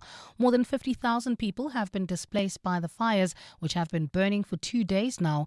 Authorities say the situation is being made worse by strong winds as well as hot weather conditions. The state of emergency order allows for the deployment of the armed forces to assist. Wildfires have severely impacted south-central Chile in the recent years amid growing signs of the impact of climate change. In your weather, a cloudy start to the week in Gauteng. Temperatures will peak at highs of between 24 and 26 degrees. And in the traffic, we've got heavy traffic volumes in the city of Tshwane, the N1 North in the Centurion area approaching the Flying Saucer turn-off, as well as the N1 South. This is now between Linwood Road and the Flying Saucer interchange. I'm seeing an accident along this route. It's causing about a 10-minute hold-up. If you're traveling on the R21 North, it will also affect you. As a result, people are using alternative routes within the area like Nalmepius Drive, Main Road, and that's the reason why they also backed up. The top story in EWN, the long-running trial into the murder of football star Senzo Meyiwa resumes in the Pretoria High Court this morning. There's a song that goes, "Money can't buy me love." And that's true. But then they told us all you need is love, which anybody with a mortgage will tell you most certainly is not true. Love won't pay your parking tickets or your student loan. It's also needy. It requires effort, availability, constant care, but more importantly, love requires time. And while money can't buy you love, it can certainly free up some of your time. Time to spend on the things you love, with the people you love. And if you're looking, maybe even time to find the one you love. That's why, after 50 years of investing, we've learned that time is the greatest gift of all. And the good news is, if you invest early, time gives you money. And then money gives you more time to do the things you love. And don't you love that about investing? Ellen Gray, long-term investing. Ellen Gray is an authorized FSP. A new year brings new goals and new adventures, so make sure you have the right car to get you there.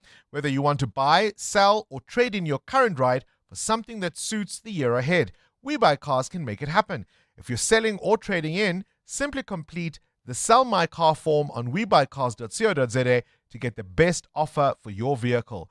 We Buy Cars can come to you to evaluate your vehicle, or you can take the vehicle to your nearest We Buy Cars branch or pod. With over 100 pods or branches nationwide and hundreds of We Buy Cars buyers on the road, We Buy Cars is always a click, call, or visit away. Looking for a new vehicle match? Browse over 12,000 vehicles on webuycars.co.za. They also have a wide selection of vehicle insurance, warranties, and more, all conveniently available under one roof. So ready to buy or sell?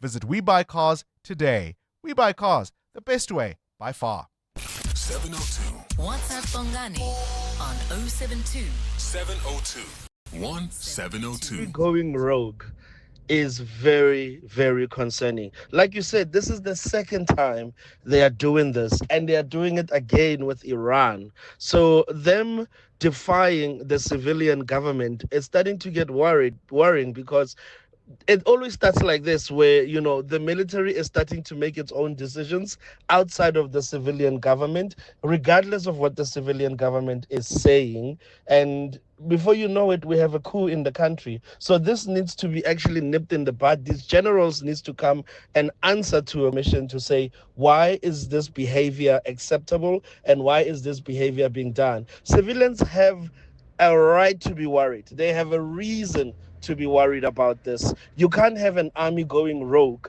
against the government of the country. Good morning, Bongani. Bongani, this is how things are. If, as a president, you don't command any respect, nobody respects Ramaphosa. These generals, they simply don't recognize him or respect him, because he's incompetent. He's an incompetent leader, not only in military, in everything. The insult that he has made to appoint Angie Motshekga as their minister as well, that also contributes. It shows a lack of understanding how sensitive these issues of military are. You take a woman who doesn't know anything about military and you make them a minister.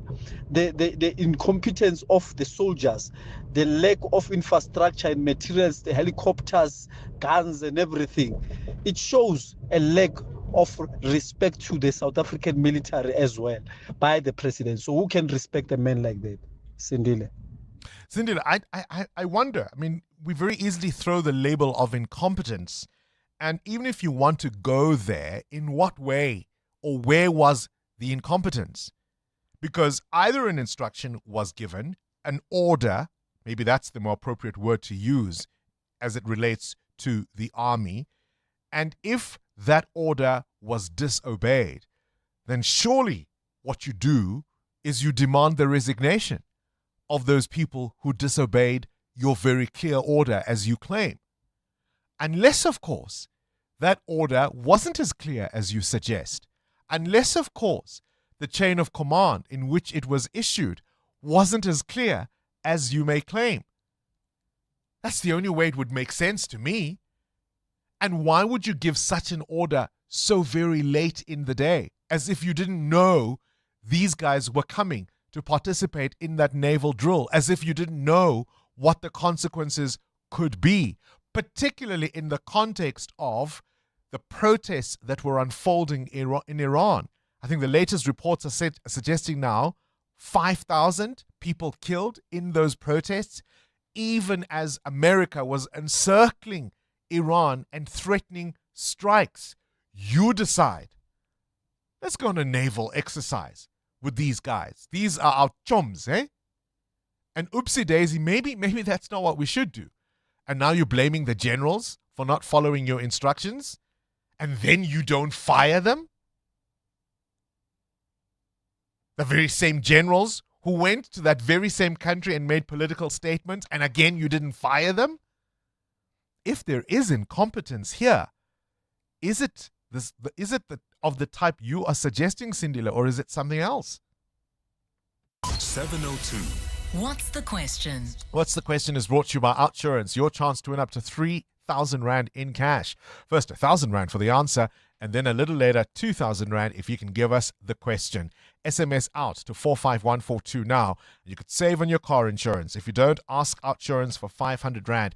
Today's answer comes from Koketso in Soshanguve. Which block? I'm Extension 4, sir. Extension 4, okay. Talk to us, Koketso. What's today's answer? Today's answer is Jolene. Jolene. All right. 1,000 Rand is coming your way. Koketso. All thanks to Outsurance and 702. Thank you. The answer is Jolene. What's the question? Call us now on 011 883 0702. EWN Sport. Drama. But finally, Cindy Paluta, we have a brand new, or is it an old, AFCON champion. Well, it's somebody we've seen before holding Yes, up the yes, AFCON there you trophy. go. We'll say that. We'll say that. But it has felt like a very long tournament. Maybe because we've all had a summer holiday in between there. We've returned back to work and we feel like we're ready for leave again. Yeah, I was confused earlier. Is it the 2025 AFCON or is it the 2026 AFCON? Right. It's 25/26. 2 weeks after coming back, we're ready for leave. We're ready for leave, right. Senegal beat Morocco 1-0 to be crowned AFCON champions for a second time in a chaotic final. Senegal had a goal disallowed soon after Morocco was awarded a penalty after a VAR review. This sent Senegal coach Thio into a rage, encouraging his players to leave the field. It was Senegal captain Sadio Mane who had to go down the tunnel and collect them from the change room. After 17 minutes, Diaz took a Panenka-style penalty saved by Mendy. Game went into extra time and 4 minutes in, Idrissa Gueye scored an unbelievable goal that gave Senegal the win. Captain Sadio Mane. Yeah, I think first of all I want to say thank you for everybody, for the support, Senegalese people around all Africa in the world. It was not an easy game, but at the end of the day we did it, so we are really happy about it. In the Premier League, Everton beat Aston Villa 1-0. Barry with a goal. Villa missed the chance to go second. Wolves held Newcastle goalless tonight. Brighton hosts Bournemouth. In SA20 cricket, Sunrisers Eastern Cape are through to the playoffs. They beat my Cape Town by 7 wickets to finish top of the table. Sunrisers win put in a place by Green, who took 3 wickets. And the run chase, Breedske blasted 66. De Kock made 56. This afternoon, Joburg Super Kings must beat Paul Royals to make the final 4.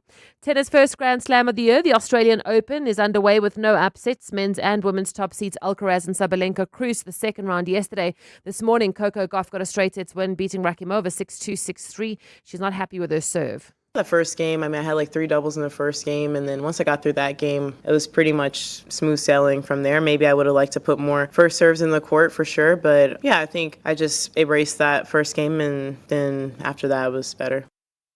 And in rugby, the Stormers and Bulls have made the last 16 of the Investec Champions Cup. The match is to be played in April. We'll have the Bulls away at Glasgow Warriors, the Stormers away at Toulon, while the Lions and Cheetahs were both eliminated from the Challenge Cup group stages. Cindy Paluta, Eyewitness News Sport. At Checkers, 2026 is better with over 1,500 deals. Like Lancewood Double Cream Yogurt 700 grams or 1 kg tub, any 2 for 79 Rand, save 31 Rand. Coca-Cola Original Taste Less Sugar Soft Drink 2 litre, any 2 for 45 Rand, save 11 Rand. And Kellogg's Cornflakes 1 kg for 74.99, save 10 Rand. Valid until Sunday at Checkers, Checkers Hyper, or shop on 6060. Getting ready for university? Let South African Airways take the pressure out of your travel. Enjoy all-inclusive one-way fares from Johannesburg to Durban from 690 Rand, Johannesburg to Gqeberha from 655 Rand, Johannesburg to Cape Town from 1,144 Rand. Plus, pack more of what you need with 2 checked bags instead of 1. On sale until 12 February. Travel by 12 February 2026. Book now at flysaa.com. T's and C's apply. Naked people smell expensive because naked people spend less money on insurance premiums and more money on fancy French colognes. Go to naked.insure now, get a car insurance quote in 90 seconds, and get naked. Naked Financial Technology is an authorized FSP. EWN Traffic. It's 7:45. The CWN Traffic is brought to you by South African Airways. It's nearly time to head back to university. So why hit the road when you can fly? Book at flysaa.com now. Amo, there's a crash in Centurion. That's correct, Bongani. It's right on the N1 North, right near the Flying Saucer interchange. It's causing about a 20-minute hold-up coming out of John Forster Drive. Please be on the lookout there. As a result, several routes within the area are heavily backed up, like the R21 North towards the Flying Saucer, as well as Nelmapius Drive, Main Road, but that's only because of the faulty traffic lights reported at that intersection. And then if you're traveling on the N1 South, please be on the lookout for the very scene that's causing these delays on the opposite side of the road. And then if you're heading towards the Fountains area, do expect more delays due to another accident scene. It's on the N14 North. It happened right near Euphues Road. It's causing about a 15-minute hold-up as well. And then, of course, we've got peak time delays in the CBD along Eskiem-Patlele Drive and the R101, as well as the R80 towards Eskiem-Patlele exit coming out of the R55 Bremer Road. I'll have more updates coming up for you, but if you do see anything else on the roads, we're still on X at EWN Traffic. There's more EWN on air, online, and and on the EWN app. Getting ready for university? Let South African Airways take the pressure out of your travel. Enjoy all-inclusive one-way fares from Johannesburg to Durban, Joburg to Gqeberha, Johannesburg to Cape Town. Plus, you can pack more of what you need with 2 checked bags instead of 1. It's on sale until the 12th of February, so you must travel by the 12th of February 2026. You can book now at flysaa.com. T's and C's do apply. 702. What's the question? For 2,000 Rand in cash, all thanks to Outsurance, please tell me what's the question. If the answer is Jolene, let's go to the lines. Let's see who has it right. How about Lerato in Garankuwa?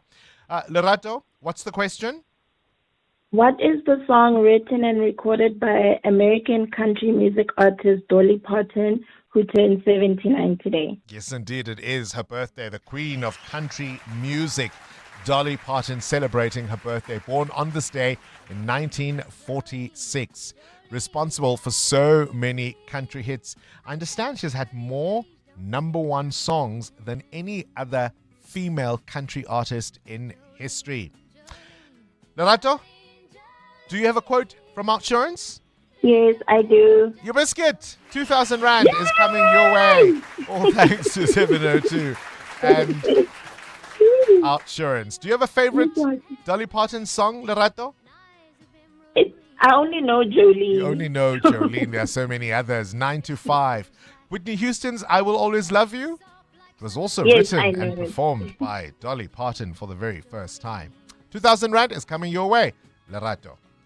Talks about you in his sleep, and there's nothing I can do to keep from crying when he calls your name, Jolene. So, Dolly Parton, Amo, is not just a famed country singer.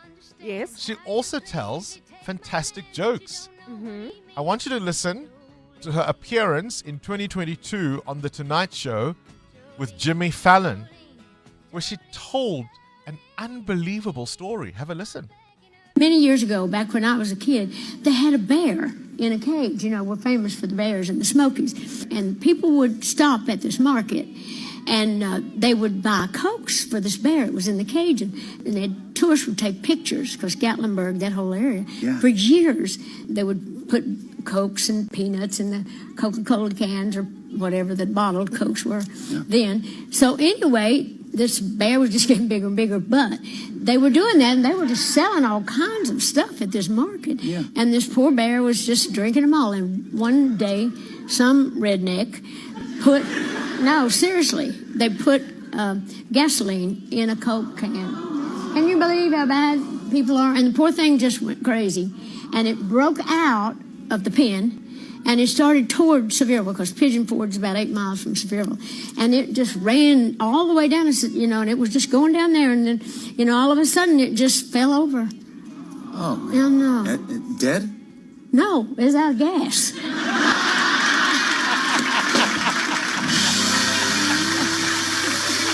If Dolly Parton can tell dad jokes, so can I. 30-year-old Dineo knows all about saving on her car insurance with Outsurance. I'm saving 1,094 rands. That's an unbelievable 1,094 Rand monthly saving on Dineo's 2025 Kia Sonet. And she'll get an out bonus. If I'm claim-free for 3 years, then I get an out bonus back. Ready to see how much money Outsurance could save you? SMS out to 45142. That's out to 45142. Licensed insurer in FSP. TCs and information online. Water is a scarce resource. That dripping tap, that overwatered lawn, it all adds up. Johannesburg Water urges you to fix on-property leaks, reuse grey water, and reduce unnecessary use. They're intensifying leak repairs and upgrading infrastructure to reduce losses. By working together and changing daily habits, water resources can be safeguarded and supply secured for future generations. And it's brought to you by Joburg Water, a water sanitation utility that cares. The team's on a roll today. Let me focus on payroll. Duty calls in the kitchen. That's why I have a business insurer that is agile and on the ball all the time on all things. I chose My Way Business Insurance, getting 24/7 emergency service and saving on my premiums, plus my business assist to handle my admin. Visit myway.co.za or dial 0860 64 64 64 and get a quote today. My Way is a licensed non-life insurer and FSP. T's, C's and standard rates apply. My Way. Live your way. 702 702. What's gone viral? with Kabazela. Let's catch up now with the world of viral content. Kabazela. Good morning to you, Bill. Now, everything happens for a reason. Isn't there a song? Everything happens for a reason. Or something like that. I don't know. Does everything happen for a reason, do you think? Well, I mean, I'm not a big fan of saying that to somebody. So, I mean, let's say something happens to you in your life and, you know, it's maybe not a nice thing that can happen. And then somebody will come to you and say, you know, everything happens for a reason. And they mean it from a good place, right? They're trying to say that, you know, it's there's something out there that's made this happen and it will be revealed later and then you will understand why this has happened to you, right? So I came across a clip of Trevor Noah on a podcast talking about this. So let's take a listen to what he has to say and then we'll chat thereafter. Often people come out of a bad experience with a new learning or something that has improved them in many ways. But I think we should never take for granted how many times that doesn't happen. You know, I think we should never take for granted how many people are broken by a bad thing. And I think we've done something in society, and maybe it's because we want to valorize it, or maybe it's because we want to make people feel like they're not victims, or we want to make it seem like there was some purpose or meaning. Maybe it's tied to religion.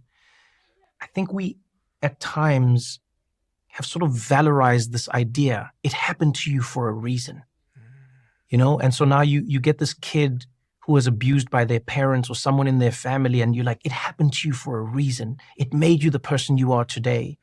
You know, or somebody who suffered a horrible trauma or a car accident, a terrorist attack, whatever it is. Hey, it happened to you for a reason. You're gonna, you know, look at you. You will be stronger. Or look at you today. You wouldn't be this person. You know what people forget to talk about is the fact that, yeah, you could have been a different version of you. You could have been happier. You could have been less wounded. You could have carried less burden. You could have been less hurtful because of that. And I think we should never take that for granted. I think we should encourage people to find the best. And we should always say to ourselves, hey, what can I get from this situation? What can I learn from it? How can I grow from it? But I am not a fan of anybody saying that they will keep it because it's made them who they are. Just because you've survived a storm doesn't mean that you should want to keep that storm. It wasn't supposed to be that way, right? Yeah. It wasn't. And I like the word he uses there, valorized. This idea that if you come through, I don't know, sunshine and smelling like cinnamon after a difficult time, you now have a level of valor. It wasn't, you weren't supposed to be abused. You weren't supposed to be betrayed. You weren't supposed to go through that experience. It's amazing if you can come out of it whole, right? And not in pieces. That's great. But it wasn't meant to be. Yeah. There is no reason. And to learn from that experience, but to say, you know, everything happens for a reason. So let's put it out there this morning and ask our 702 family, what are your thoughts on everything happens for a reason? And maybe you do, you know, sort of live by that mantra. And if something has happened to you, did you find your reason? What was your reason in terms of what happened to you? You know, if I look at some things that's happened to me, I'm still searching for the reason. I've learned from something of those things, but I still haven't found the reason. Yeah, indeed, because sometimes I think there isn't always a reason. And how do you deal with people when you're in the middle of complete turmoil in your life and people are trying to find a reason for why it happened? Toxic positivity, as I call it. That's what's gone viral with Kabazela. 702. 702. Feedback. With Rupfiwa Kone. Rupfiwa Kone, you and I had a furious debate about this before the show started. What's your take? What's your take now? Bongani, you know, after the conversation we had this morning, I realized that maybe people say that because what do you say to somebody after they've gone through something? You To don't always have to uplift. say something. So I think they just give that explanation just to cushion the blow just a little bit, just to allow you to sort of process it and understand it in your mind. I just think some people can do damage, even though they mean well. It can sometimes be more damaging to the person who hears it. And there's nothing wrong with saying, I don't know what to say. I don't know what to say. I want you to know that I'm here for you. I'm here to support you. I wish I could make this experience different, easier. That's all you have to say sometimes. I guess to each their own, Bongani. So it happens for a reason. Yeah. To each their own. To each their own, Bongani. All right. Bongani, in the feedback today, we are having a lot of people come through speaking about the AFCON final, saying It that happened for a reason. they're speaking very highly of Sadio Mane, Absolutely. who promoted peace during that time in the AFCON finale. They are indicating that we need more advisors like him. Should Sadio Mane be working with Trump, maybe he would have a different type of reasoning. So we need leaders like Sadio Mane out there, Bongani. Listeners are also commenting on the conspiracy theories, and a lot of conspiracy just for theories context, came for anybody through who there. missed, so NASA basically is sending a manned mission to the moon for the first time in 50 years. But of course, we know there are people who still believe the moon landing was a hoax, that it was filmed in a Hollywood studio. So we asked the question, what is that conspiracy theory either you believe in or you've heard about that won't go away? Despite all the evidence, people still believe these things. Right. What are people saying? And some people are actually mentioning Modimo Mountain, which has come up before. They believe that people disappear if they climb that mountain. They'll never come back. If airplanes fly over there, they'll never come Where's back. Modimo Mountain? Go Limpopo, on the N1 to Polokwane, if I'm not mistaken. So our own Bermuda Triangle. Yes, in our Limpopo. own little Bermuda Triangle in the Limpopo. I've never seen an airplane disappear yet, and apparently they don't fly over that mountain. So those are coming out there. Also, people also believe or 5G network is there to monitor people and cause mind control. Yeah, Absolutely crazy. And Bongani, we did get a call from a 702 lander who reported seeing a 6-year-old alone this morning in a remote area in Pretoria, Bongani. She says she met this child walking by herself, and I think we have her on the line as well to explain to us what exactly All right. it is she It's saw Mary, from is this it? child. Mary Yes, in it is Pretoria, Mary. good morning. Good morning, Bongani. Yes, I was traveling to work, crossing over our estate, Heritage Hill, into Lolodi Avenue, and I saw the small, the 6-year, approximately 6 years, because of she was wearing school shoes, a pink top and pink pants, and she was walking alone and close to the grassland. And the opposite side, it is the Checkers warehouse. Yeah. And so I just watched through the window and my mirror, and I stopped because I could see that the other guy who was walking, she was walking on the other side, so it couldn't be his daughter. And I stopped and I asked the girl, where is she going? Where does she come from? And she was a little bit disorientated. She said in Zulu, Ngale. And where's Ngale? I couldn't understand, and I asked if who's her mom's name or dad. Does she have the telephone numbers or the contact details? And she just said 1, 2, 3. And I asked what her name was, and she said she was Molatelo, and the dad's name is Andiswa.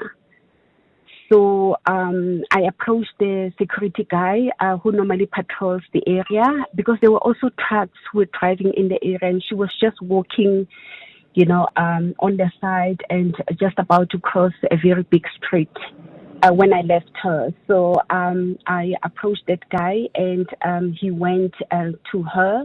I took a picture of her and then I called 10111 and I called 702 and I took the number plate also for the security guy who approached her. So I just wanted to report if there's any parent who's missing a child. Roughly Yeah. around 6 years old. And what is the name she gave you? Her name? Mulatelo. And the dad is Andiswa.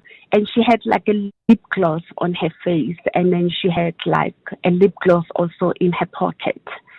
All right. We'll take your details down, Mary, so that if anybody wants to know where this happened and how they might be able to get in touch with the child, we'll also try and maybe get a hold of Child Protection Services to try and see if we can make sure that that child gets to a place of safety as parents or loved ones look or reach out for her. Appreciate that call. Mary in Pretoria, seeing a young child who seemed lost, a little disoriented, doesn't quite know what's going on or where she's supposed to be.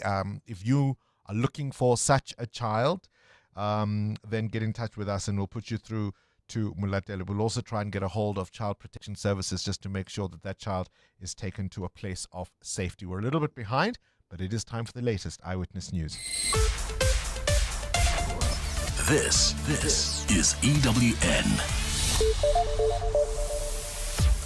Limpopo flood death toll climbs to 18 and DJ Warris murder accused to know his bail fate today.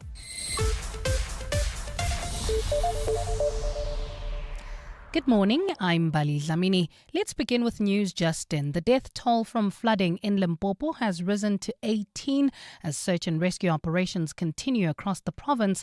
It comes as the operations are expected to get underway at this hour for 2 teenage boys reported missing. At least 5 others also remain missing after being swept away by strong river currents. Authorities say conditions on the ground remain dangerous, with rivers still swollen following days of heavy rain. Mongezi Koko reports. 2 teens aged 15 and 17 have been reported missing at Mashimale village outside Bapalaborwa after being swept away by the overflowing Silati River late yesterday. A third young man managed to escape the situation and raise the alarm, but emergency teams were unable to begin search operations due to fading light. The search for the 2 boys is expected to resume this morning. Meanwhile, the body of an adult male has been recovered from the Mutare River and airlifted by helicopter to the Makunya soccer ground. Provincial Cocta spokesperson Zagane Baloyi. The number of fatalities has now risen from 17 as was reported yesterday to 18, with 5 still missing. Meanwhile, search operations are continuing for 2 missing people at the Zwinga River, as well as a 4-year-old child swept away in Mbaula village outside Giani. Mongezi Koko, Eyewitness News. Meanwhile, the South African Weather Service says rainfall is expected to ease today in parts of the country which have been recently ravaged by flooding. Yesterday, the floods were classified a national disaster. At least 18 people in Limpopo have been killed and 20 in Mpumalanga. They lost their lives in the devastating flooding. Thousands have also been displaced from their homes. While less rain is expected today, forecasters say wet weather conditions will persist in parts of Limpopo as well as in Mpumalanga tomorrow. Forecaster Ishmael Moyo. The rainfall is expected to resume again, but I believe it's just for a day. Then we'll have a shift, and that rainfall will be confined mainly to the western part of Limpopo on Wednesday. Let's move to the courts now. The man accused of orchestrating the murder of Warwick Stock, popularly known as DJ Warris, is expected back in court this morning for the verdict of his bail application. 44-year-old Soweto taxi boss Victor Majola is facing charges of premeditated murder and conspiracy to commit a crime linked to the high-profile execution of the media personality. Stock was gunned down in the Joburg CBD more than a month ago. Majola's bail application stretched over 4 days at the Johannesburg Magistrates Court last week. Oren Singh reports. Victor Majola began his bail application last Tuesday when the state called the investigating officer in the case to testify. Captain A.B. Montwedi of the Gauteng Provincial Investigation Unit alleged that Majola was the mastermind behind Warwick Stock's murder. He alleged that Majola was found in possession of personal information about DJ Wallace on his cell phone, including his vehicle registration and address. The court further heard that Majola's girlfriend, Hlengiwe Buthelezi, was one of 5 people Stock made protection order applications against 4 days before he was killed on December 16th. While Majola will hear his fate on bail today, police remain on the hunt for the shooter and his accomplice, who were caught on CCTV footage carrying out the murder. Arun Singh, Eyewitness News.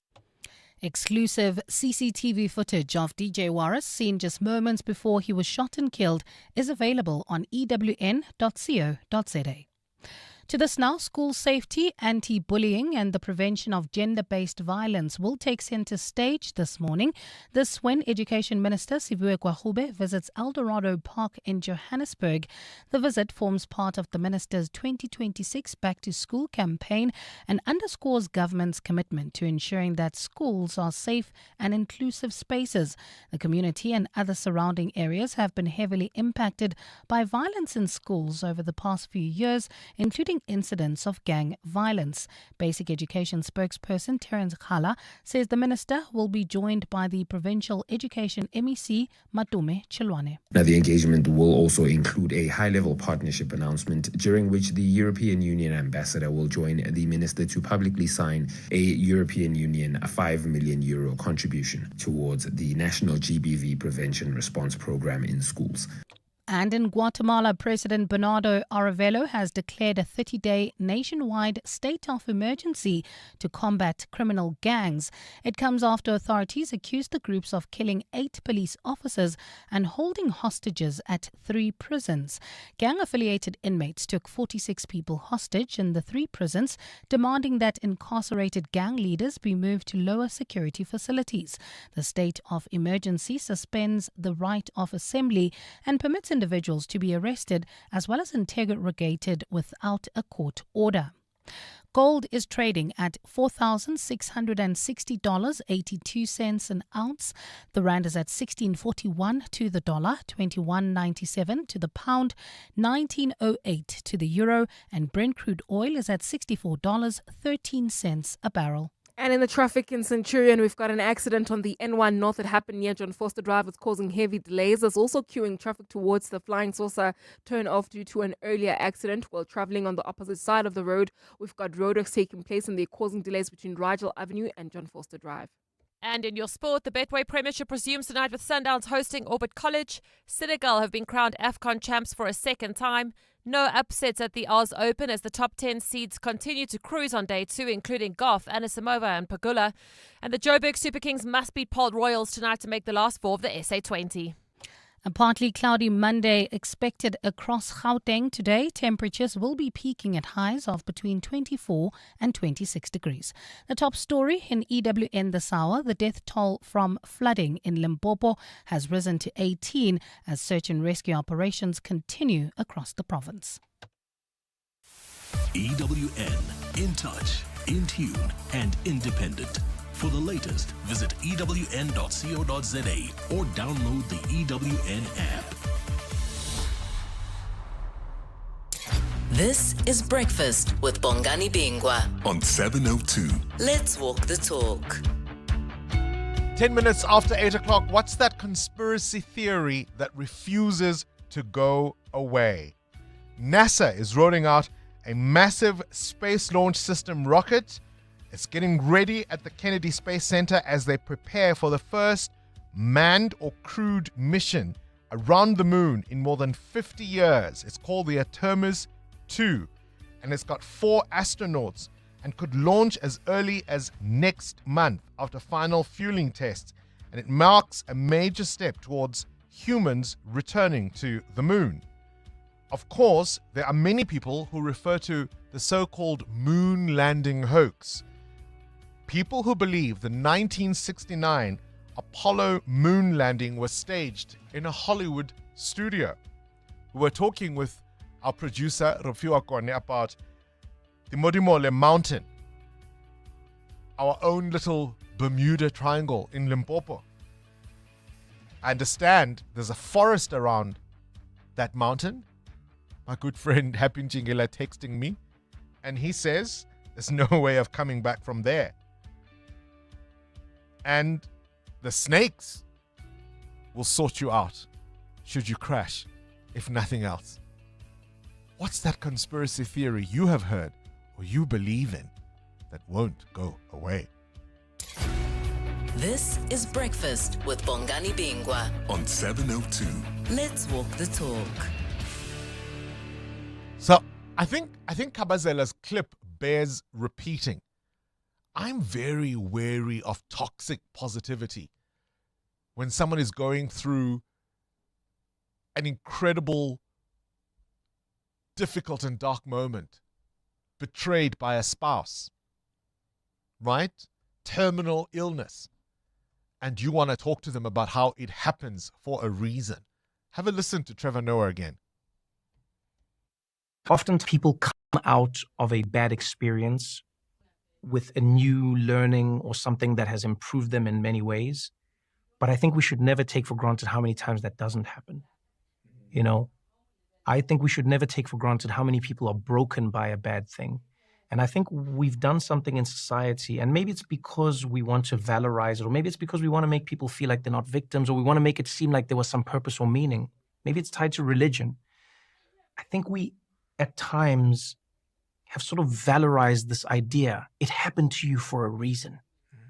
You know, and so now you get this kid who was abused by their parents or someone in their family, and you're like, it happened to you for a reason. It made you the person you are today. You know, or somebody who suffered a horrible trauma, or a car accident, a terrorist attack, whatever it is. Hey, it happened to you for a reason. You're gonna, look at you. You will be stronger. Or look at you today. You wouldn't be this person. You know what people forget to talk about is the fact that, you could have been a different version of you. You could have been happier. You could have been less wounded. You could have carried less burden. You could have been less hurtful because of that. And I think we should never take that for granted. I think we should encourage people to find the best. And we should always say to ourselves, hey, what can I get from this situation? What can I learn from it? How can I grow from it? But I am not a fan of anybody saying that they will keep it because it's made them who they are. Just because you've survived a storm doesn't mean that you should want to keep that storm. Indeed. Does it always happen for a reason? What are your thoughts? Let's talk. Good morning, Bongani. Everything definitely does happen for a reason. It's called actions have consequences, not some metaphysical reason, not some supernatural deity having paved your path for you. I mean, if you drink and drive, you crash your car, it happened for a reason. You should not have been drinking and driving, right? And it's not because some deity conspired against you. It's not because the universe has it in for you. I mean, actions have consequences. So, I mean, that is the reason alone. I mean, one shouldn't go and look for a why beyond what is determined by our own actions. Thank you. This is Hendrik from Victoria. Morning, Bongani and the 702 lenders. Bongani, that statement is a phrase or it's a statement. Everything happens for a reason. It's one of my inspiring statements. I always tell myself that everything happens for a reason. For me, I question everything that I go through. That's not that's heartbreaking. A loss of someone in your life, a heartbreak. I question literally everything. I've been cheated on by my husband, and till this day I do question myself.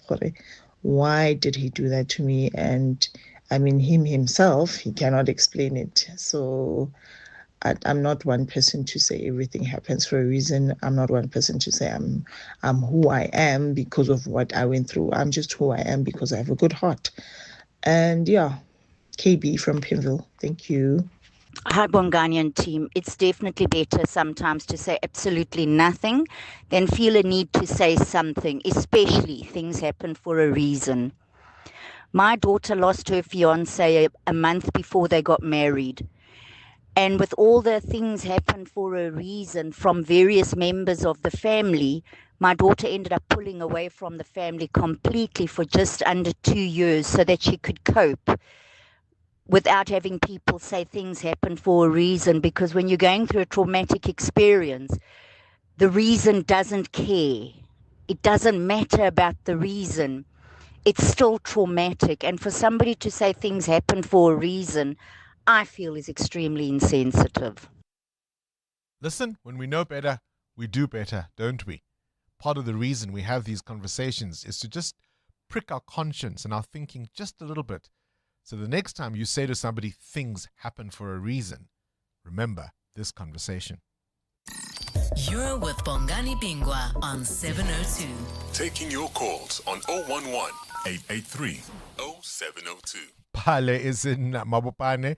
You want to talk to us about Modimo Mountain you climbed and you live to tell the tale? Yes, Bongani, good morning and good morning to 702 lenders. Yeah? I was responding to the myth that if you go up that mountain, you'll never come back. Yeah. We were a group of 5. We went there for a spiritual course. At 5 o'clock in the morning, we were parking at the foot of the mountain. Yeah. We went up at 6 o'clock. We were up in the caves there. And we were there until 12 o'clock. And after 12 o'clock, after we did our prayer, we came down. Did you and know? At about 1:30 o'clock, Yeah. we were back on the foot. So I'm here.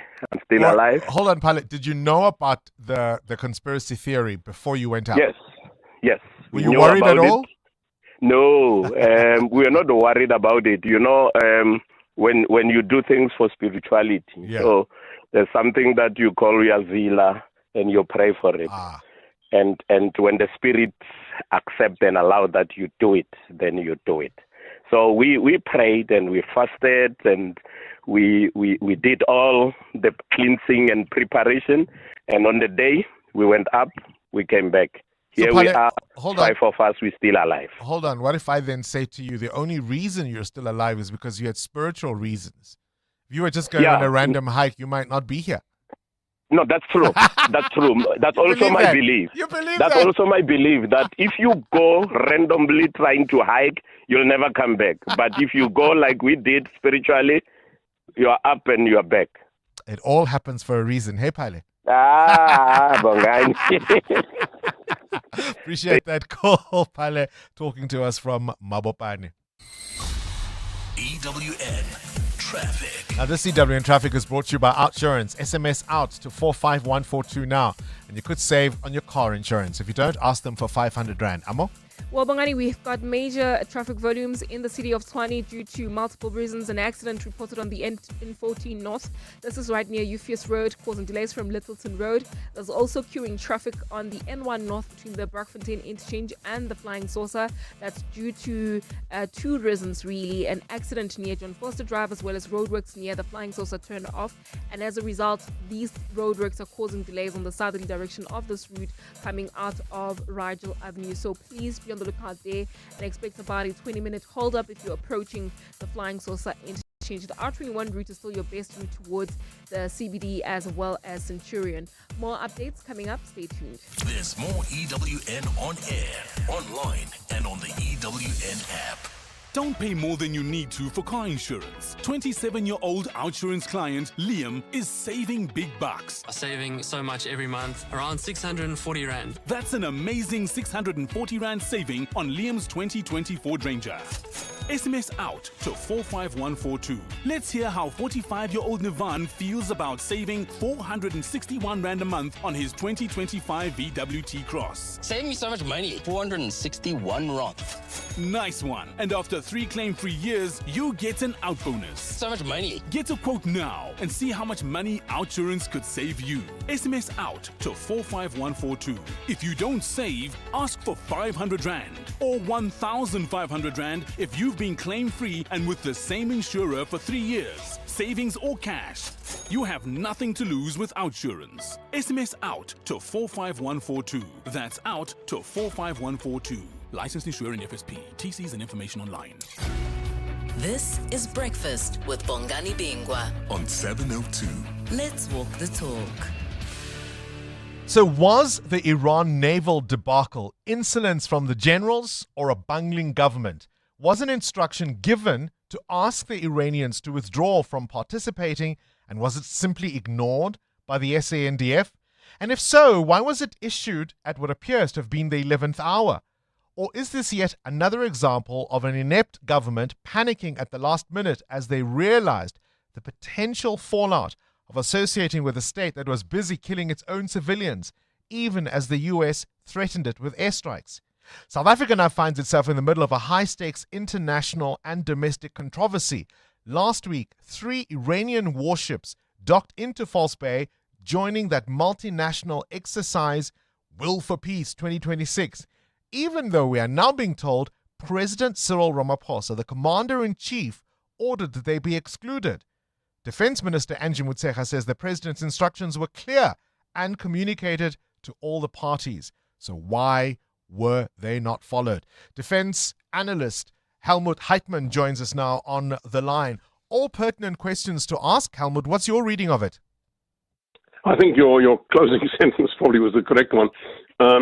Government knew about this exercise from before November. Remember, it was postponed because they thought it might embarrass them during the G20 meetings. So they've known about it for months. Now suddenly they wake up. So that's part one. So it's clearly ineptitude at best at that level. But the other question is, I don't yet know, I don't know, anybody knows, what the president's actual instruction was. Was it tell the Iranians to go home? Was it tell them to just observe and be low profile? Or was it, oh, for heaven's sake, guys, do something to make it less visible? And then there's another question. If the instruction was to go home, what happens if the Iranians and the Chinese decide, well, actually, no, we're not? You know, Iranians say they're going to stay, and the Chinese say, well, let them stay. We invited them. Then what do we do? You know, so at this stage, it's much too early to put the blame on the Defense Department or Defense Force as such. But we first have to know what the actual instruction was. But even if you could put the blame on the SANDF, we have seen, of course, Chief Rudzani Mapwanya, right, go to Iran and make political statements and receive no censure. So even if you were to say he disobeyed this time or the army disobeyed this time, well, why wouldn't they? Well, you know, even then, at the time I said, guys, what did he say that was not in line with government policy? We had Minister Pandor to go and tell the Iranians how nice they are. We had her having a cozy chat with Hamas. You know, we have a Hamas office in South Africa. So where was Mafanya out of line with foreign policy? Our foreign policy is deeply stupid. We curry favor with countries that are irrelevant to us, like Russia and Iran. We offend countries that are very important to our economy, like the United States and European countries. And for that matter, countries like Saudi, from whom we get pretty much half our imported oil, and who really don't like the Iranians. In fact, you know, if you look at Will for Peace, it's a strange title for an exercise. China is bullying its neighbors in the South China Sea. Russia invaded Ukraine and previously Georgia. Iran is causing trouble all over the Middle East, apart from killing its own people at the moment. So where's the will for peace? In this case, we picked a partner to exercise with who is cordially detested by most of their neighbors. So the real problem here lies with our foreign policy, which is totally divorced from national interests. So are we just going to let this one slide again, or will this so-called board of inquiry get to the bottom of this? Oh, I think like Waterkloof, they'll find some... Unless they choose to make an example of the Chief of the Navy because of his outspoken statements a few months back about the underfunding of defense. Unless they decide to do that, or maybe the Chief of the Defense Force who's about to retire anyway. But otherwise, like Waterkloof, they'll find some middle-ranking officer to blame and much later get sued and have to withdraw that and pay them compensation. You know, politicians don't accept blame for themselves. That they won't do. The real question is now we need to get clarity on who makes these decisions. And you know, one of the presidents, he said, in the office of the president said, they're going to rethink whether defense can just make these arrangements by themselves. I don't think they ever did. These things have always been, there's always been liaison with Durko and cabinet on this before we do anything foreign. So I don't believe that. I know the Defence Force fairly well, and I know some of the people concerned. I don't think any of them willfully disobeyed an order. The only thing I can think of if there was a non-obedience of the president's instruction would be if we passed the order on and the Iranians simply gave us a finger and said we're going to stay, and the Chinese backed them. Then what do you do? Arrest the Iranian ship, tow them out of the harbor, or do you then take the least bad option and continue with the exercise as if nothing happened? And then blame it on somebody else. We've seen this movie before. Helmut Heitmann, defense analyst. 702, The World View. With Adam Gilchrist. Talking of standoffs, Adam Gilchrist, a very good morning to you. Greenland remains an unresolved issue. I'm sure Helmut could do 2 hours on this, couldn't he? Absolutely. We have now the war of tariffs. So Donald Trump's stated aim of acquiring Greenland has been underlined by some of his ministers. The Treasury Secretary, I think, was speaking. But he's now threatening to impose tariffs in order to get his way, because NATO has kind of come together and said, do you know what? You can't just march in there. And anyway, you already have a base there. And anyway, what about the principle of if Greenland were to be attacked by Russia or China, we would all have to pile in anyway, because it's the one for all for one thing. But the threat of tariffs against Denmark, Finland, France, Germany, the Netherlands, Norway, Sweden, and the UK is Donald Trump thinking he can hit European nations where it hurts. And of course it would hurt. 10% tariffs on top of the existing tariffs, rising to 25% on top of the existing tariffs. Obviously, that's a heavy thing to try to take. We've got Keir Starmer, the British Prime Minister, talking in a couple of hours' time, basically. He's going to tell us what the phone call he had with Donald Trump over the weekend has produced. There's a lot of people saying, let's just roll back, let's just calm down. But at this stage, it feels like the American president is more of a problem for Europe than the Russian president. When did that last happen? Wow. We've been dealing with this for a little while now, Adam. We could tell you a thing or two. Earlier we were speaking about conspiracy theories that won't go away. There are some who believe the original moon landing was produced in a Hollywood studio. NASA about to prove them wrong. Yeah, there are all those things that people say, well, there's no wind on the moon. It wasn't wind on the moon. It was a flag on. Anyway, there's all that stuff, isn't there, that goes backwards and forwards and has done for, well, we're not far off 60 years now, are we? 55 years anyway. So here we've got this mega rocket, the Artemis 2, which has spent 12 hours going a very short space. It traveled at 1.3 kilometers per hour, 2,500 tons of the rocket with the big crane and the stand next to it and everything else. And it trundled across. I love the fact that 1,000 people turned up at Cape Canaveral to go and watch it. I mean, it was painfully snow. I think paint dries much more quickly. But it is going to be, dare I say it, a small step for man and a giant leap for mankind. It is going to take a crewed mission to the far side of the moon, map a bit of the moon, particularly the South Pole, where ultimately it is thought NASA astronauts will land in a couple of years' time. So this is a bit of a stepping stone and a bit of a key stepping stone, and is due to blast off in about 3 weeks. I hope the blast off isn't as painfully slow as watching that thing trundle along the causeway. It's a story out of this world. Adam Gilchrist with this morning's Worldview.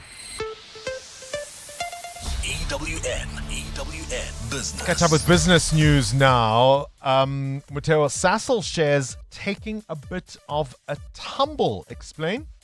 Yeah, Sasol ended the week under heavy selling pressure, with the stock tumbling roughly 12% on Friday and wiping out a significant portion of its year-to-date gains. Now, the drop followed an abrupt shift in market sentiment after JP Morgan downgraded the South African Energy and Chemicals Group. JP Morgan highlighted two major concerns. First, the firm sees oil prices facing structural pressure once geopolitical tensions ease. This would limit the sustainability of recent gains made by Sasol. The second, it flagged the strengthening of the South African rand as a growing headwind for Sasol's earnings, given that the company's substantial exposure to foreign currency revenues. So Sasol makes its money, of course, offshore. Despite recent volatility, Sasol's operational performance and balance sheet improvements indicate a potential for recovery over the long term, but the market viewed JP Morgan's downgrade as a sign that they should also sell the shares. So that's why we saw that particular tumble on Friday. All right, give us a market roundup, your indicators. A weaker JSE on Friday, down 700 points, led down by mining shares, which were down close to 2%. It saw Sasol, of course, fall to that 12%. Thungela down 7%. Valterra, the platinum producer, was also down 5%. So a lot of weakness coming from the mining sector that hurt the local JSE. The rand at this hour, 16 rand 41 against the US dollar, 19.06 against the euro, and at 21 rand 96 cents against the British pound.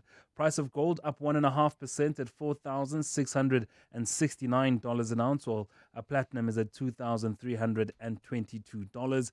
Brent crude at $63.93 a barrel. Stephen Krotis with more this afternoon. Catch up with the latest eyewitness news. Mbali Dlamini at the news desk. Still some troubled areas of the country, wet conditions persisting. That's correct, Bongani. A very good morning. Mop-up operations are expected to continue in parts of Mpumalanga today as wet weather conditions continue in parts of that province. Mpumalanga is still trying to recover from last week's devastating floods, which caused widespread destruction to property and claimed the lives of at least 20 people. While the rains are expected to taper down today, parts of the province are expected to remain wet. Nhlanhla Mabaso reports. As it stands, more than 1,300 homes have been damaged in various parts of Mpumalanga. Road infrastructure has also largely been impacted, with some key routes affected. Mpumalanga Premier Mandla Ndlovu says talks are underway to find the best solutions. We met as government and we decided that we are going to come with interim measures to ensure that the roads and the bridges that have been washed away, that we have to repair those roads temporarily so that people will have access to facilities, want our children to go to school. Ndlovu has called for schools in affected areas to remain closed to keep pupils safe. Nhlanhla Mabaso, Eyewitness News, Bombela in Mpumalanga. The high-profile trial of alleged underworld gang boss Nafees Modak is set to resume in the Western Cape High Court today after more than a month-long recess. Modak faces 122 charges and is on trial with 14 others for various crimes related to allegedly operating a criminal enterprise. Some of the charges include murder, extortion, money laundering and fraud. Carlo Peterson reports. Prosecutor Greg Wolmerans rested the state's case against Nafees Modak in November last year after 29 days of cross-examination. The prosecution team has used cell phone evidence to show the court how Modak used some of his co-accused to commit crimes on his behalf. Evidence shows Modak used co-accused Zane Killian to track the whereabouts of slain top cop Charles Kinnear before his murder in September 2020. Modak says the charges against him were trumped up by his alleged underworld rival Jerome Donkey Boyson and allegedly corrupt cops. The matter will be back in court today for defense attorney Bashir Sibda to re-examine Modak. Carlo Peterson, Eyewitness News. And President Cyril Ramaphosa has called for effective governance and coordination of the national dialogue as government sets its sights on nation building. Ramaphosa oversaw the induction of the National Dialogue Steering Committee in Pretoria this past weekend. It marks a major step in the government-led initiative aimed at addressing the country's social, economic and governance challenges. Last year, the president named a panel of 99 members responsible for setting priorities and driving the implementation of the national dialogue process. I propose that one of the first tasks of the steering committee should be to engage with the eminent persons group to establish effective mechanisms for coordination and cooperation. Speaking on the sidelines of the induction, Deputy President Paul Mashatile confirmed it could still be a while before the second session of the dialogue takes place. So it will take a few months because it's a very involved, citizen-driven process. The government is supportive of the process. In your weather, a cloudy day expected across Gauteng today. Temperatures will peak at highs of between 24 and 26 degrees. And in the traffic, we've got delays on Centurion along the N14 north between Little Road and Euphus Road. This is due to a major accident scene, so please be on the lookout. The N14 South is also backed up as a result while traveling on the Mike 1 South towards Sandton. We've got another accident scene near Marlborough Drive. Delays from the Maclew interchange. The top story in EWN, mop-up operations are expected to continue in parts of Mpumalanga as wet weather conditions continue in parts of that province today. Switching to OUTsurance Business Insurance was a quick process. I saved a lot of money. OUTsurance Business Insurance clients know that it pays to switch. And did you know you could get a massive 20% discount on your business insurance premium when you switch? For boutique hotels, catering companies, and all other businesses. Get a quote today and see why it pays to switch to OUTsurance Business Insurance. Visit outsurance.co.za or call 08600 60,000 today. Licensed insurer and FSP. TCs and information online. Booking a doctor's appointment just got a whole lot easier because Netcare AppointMed on the Netcare app finds the right doctor for you and books the appointment all in one go. Netcare AppointMed is your personal medical appointment booking service. Their team finds a specialist, doctor, GP, or dentist that matches your needs and books the appointment for you. And it's a completely free service available on the Netcare app. With over 5,000 specialists, doctors, and GPs across Netcare hospitals and Netcare Medicross facilities, you're spoilt for choice. Book via the Netcare app by selecting the type of doctor you want, your preferred area and dates, and Netcare AppointMed does the rest.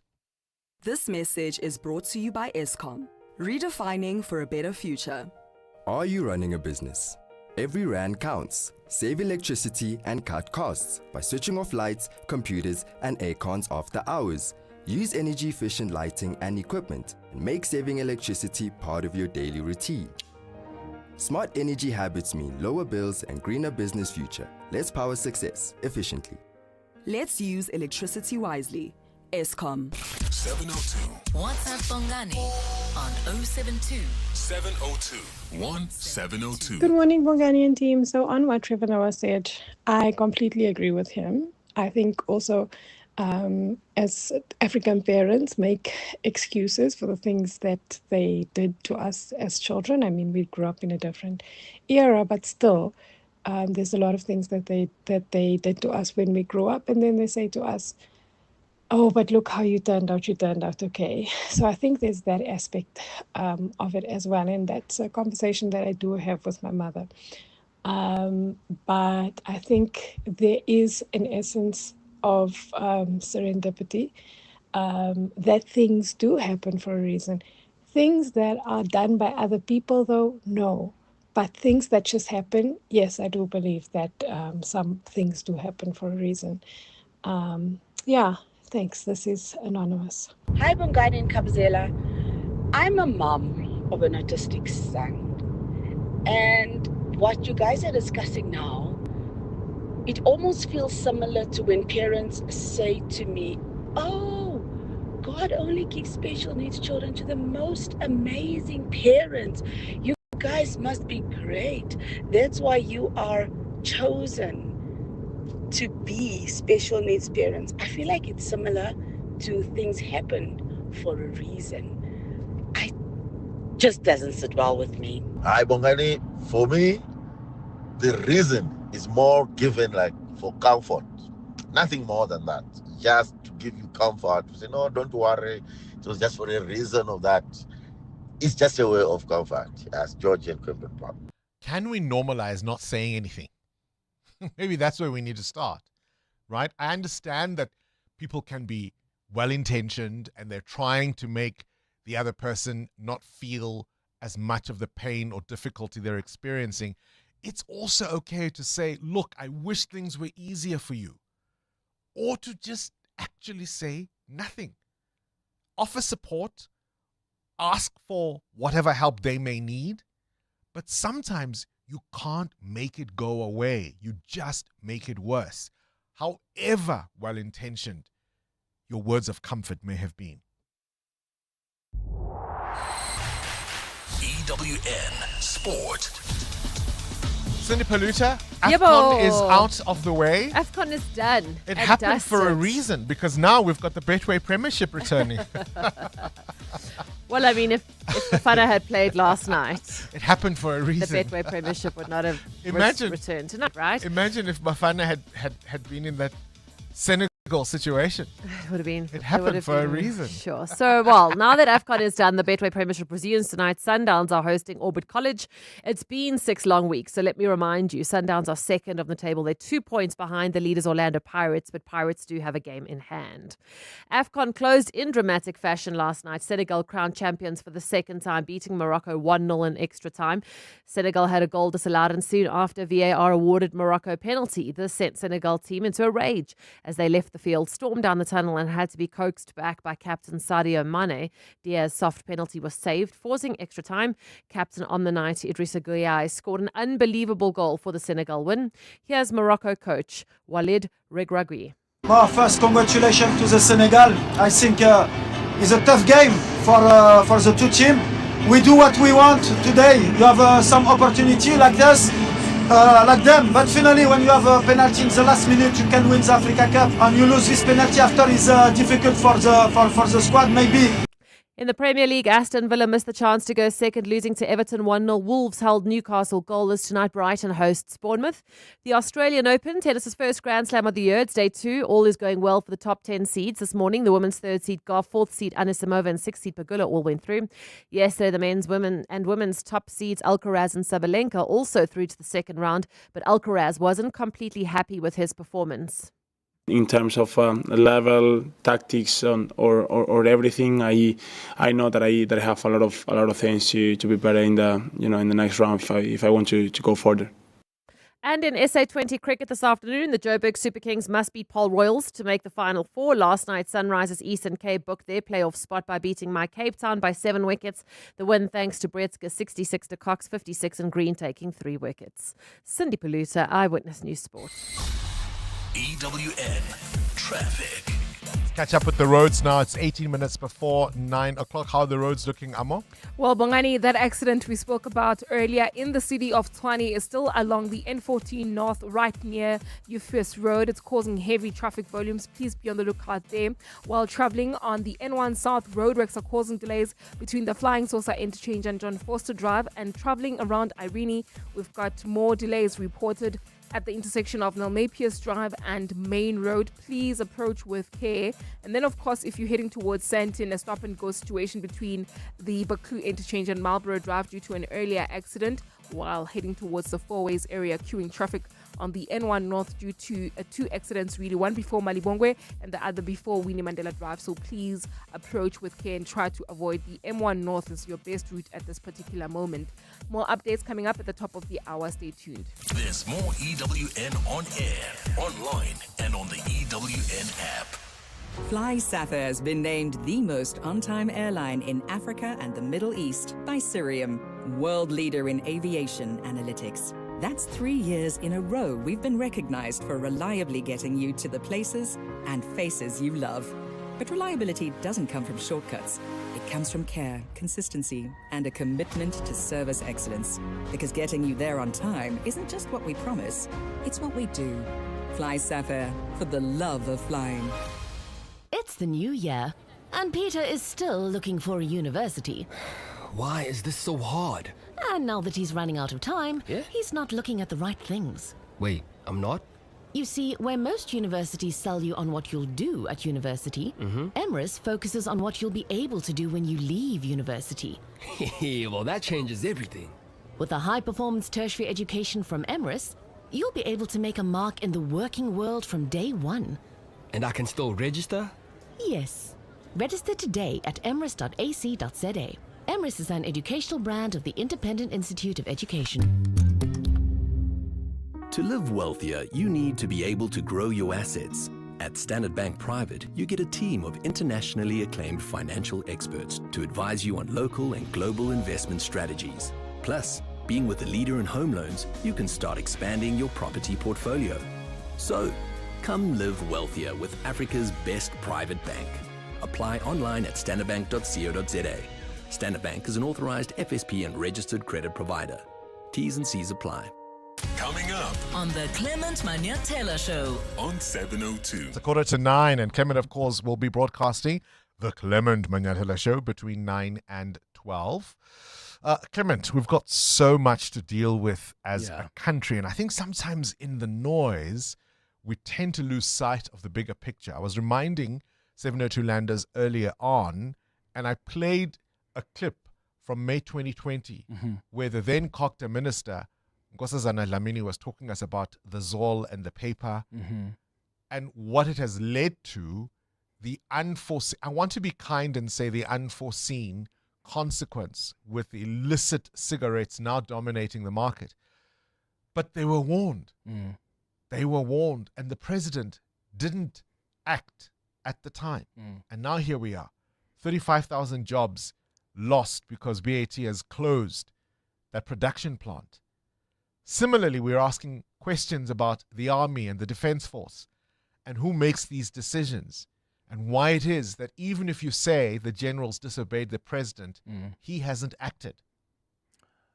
So, or did they? Well, you'd have to go back to the first, should we call it even a misstep? Remember when the general went to Iran and made political statements? Enji Motshekga released a statement, and I remember I interviewed Enji Motshekga's spokesperson, Onika Moloi. She came on the show and was basically revolted by the behavior of our SA, of the SANDF general. So that was Enji Motshekga's office saying this was unacceptable.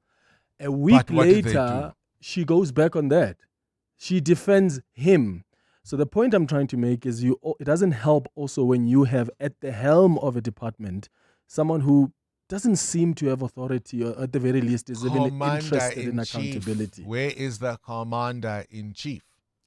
Well, the commander-in-chief has made the instruction.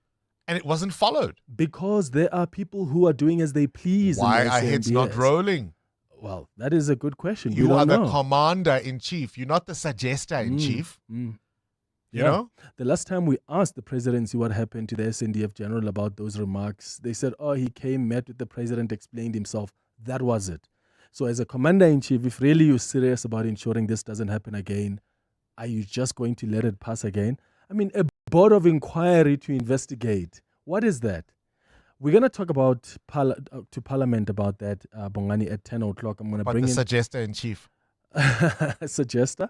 No, we're going to talk about Dakota Lekwete, who is the chair of Parliament's Committee on Defense, about as Parliament, what are they expecting? Because they can see that something wrong has happened here. We'll also speak at 10 o'clock to the German ambassador to South Africa, Andreas Peschke. As you've seen over the weekend, the US President Donald Trump imposing those tariffs on 8 European countries, basically putting pressure on them and saying, if you don't agree and come to an agreement that I annex Greenland, then I'm going to increase these to 25% by June. Someone on X said at the weekend, where are all those people who were criticizing South Africa in dealing with this capricious man in the White House? Right? Suddenly, all of those people are very quiet. They are. But do those people know, some of them, that according to Trump's logic, people who arrived here on a boat... Yeah, I said that last week. In 1652, can lay claim to this land. The very same people Trump claims to protect because they are not allowed to have their land in South Africa. But never mind just that. Trump himself, right? Those people who came in the Mayflower and all those boats, do they then lay claim to North America? Then the British must take America again then, if that is the case. So we're going to talk to the German ambassador about what the approach of NATO is likely to be, because that makes things a bit tricky, because that is a NATO country going after a NATO member country. At 10:30, we're going to continue our series. We've been looking at countries that have been invaded by the US. We are doing this strategically because we want to position the conversation. There's a lot we're going to talk about over the next coming months and a lot of justifications. And we need to remember what reasons the US used when they invaded other countries. Last week, we focused on Iraq. Today, we're going to focus on Vietnam, that Cold War. At 11 o'clock, we do our Family Matters feature. And today, we're going to be discussing how to support a loved one who comes out as gay. Right? Coming out can really be stressful for people as a family. Sometimes you just don't know how to respond to it. So what's the best way to support someone who sits you down as a family and says, this is who I am? Kuso. Unje. Unje. Clement Manyatela between 9 and 12. For over 30 years, Bid-Air Cargo has kept South Africa's supply chains moving, giving our economy the dedicated cargo capacity it needs. Whether it's oversized, hazardous, or just really, really urgent, when a shipment has to fly, we make sure there's space. Linking all major airports with reliable freighter services. Our promise delivers. Bid-Air Cargo. Every kilo counts. Proudly backed by Bidvest. 30-year-old Dineo knows all about saving on her car insurance with Outsurance. I'm saving 1,094 rands. That's an unbelievable 1,094 rand monthly saving on Dineo's 2025 Kia Sonet. And she'll get an out bonus. If I'm claim-free for 3 years, then I get an out bonus back. Ready to see how much money Outsurance could save you? SMS out to 45142. That's out to 45142. Licensed insurer in FSP. TCs and information online. Are you one of our loyal listeners? Did you tune in over the holidays whilst many of us were recharging?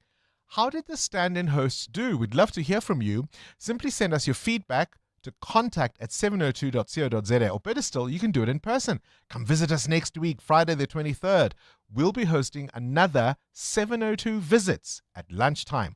We'll take you on a tour of our lovely building and show you our studios. To book your seat, simply send us an email to contact@702.co.za. We'd love to meet you and connect with you. This is Breakfast with Bongani Bingwa on 702. Let's walk the talk. 8 minutes to 9 o'clock. History is so often, I certainly remember when I was at school, about dates, figures, and official records. But it's rarely ever about the quiet, private moments that can shape families and communities for generations. So there's a new stage production opening at the Theatre on the Square in Sandton, and it'll run from the 28th of January to the 7th of February. And it's asking an unsettling question. What happens to the stories that were never told because telling them meant danger? Nobody Told Me is inspired by the true story of Dr. Helena Rothstein, a Jewish physician who worked inside a hospital in the Warsaw Ghetto during World War II, and by the daughter who carried that history in silence for decades. Luke Albinski is the producer and writer of the play and joins us now. Luke, a very good morning to you. Thank you for your time and welcome to 702 Breakfast. Thank you. For you, the story is quite personal, isn't it? It is indeed. It's a story that began when I was 20. And my parents were political refugees from Poland, so they were scared to go back during the communist era. But when the wall came down in 1989, in April 1990, I went to Poland, and for the first time, I learned about my grandmother and about this tragic past and about all this trauma that had been hidden from me for my entire childhood. And I guess that can resonate with many people who've experienced trauma through the generations, and it hasn't been talked about. There's been a silence. Yeah. There's been something left unsaid, and that's what the play's about. As I said, it's personal for you because, of course, she was your grandmother. But beyond that, who was Dr. Helena Rothstein? Well, she was a brilliant young dermatologist. She graduated from the medical faculty at Warsaw University in 1931. And then she took some time off to have kids. She had 4 kids. And then World War II caught up with her. And she ended up tending to thousands of wounded Polish soldiers in her hometown of Kutno before coming to Warsaw, and quite quickly thereafter getting involved, getting sent to the ghetto and involved in the operations of the Chiste Old Order Jewish Hospital in the ghetto. Why was her story not told? I think my parents, so my dad was a Polish Catholic. My parents decided to kind of simplify my identity, keep it just a pure Polish Catholic identity, and not complicate my life and the life of my brother by giving us all this detail about our Jewish origins. One of the things I'm quite curious about as a student of history is how after the Second World War, some of the people who survived through the most incredible circumstances against incredible odds, there was for a period almost a shame about having survived. I don't know if that's the right word to use. Is that part of why your grandmother's story wasn't told? Yeah, the shame is a complicated thing. I mean, there's the shame of surviving and feeling why was I chosen to survive and not others, who perhaps merited it more. But it's also the shame of humiliation. Something that my mom mentions frequently is how desperately humiliated she felt as a little child, being a Jew in Nazi-occupied Poland.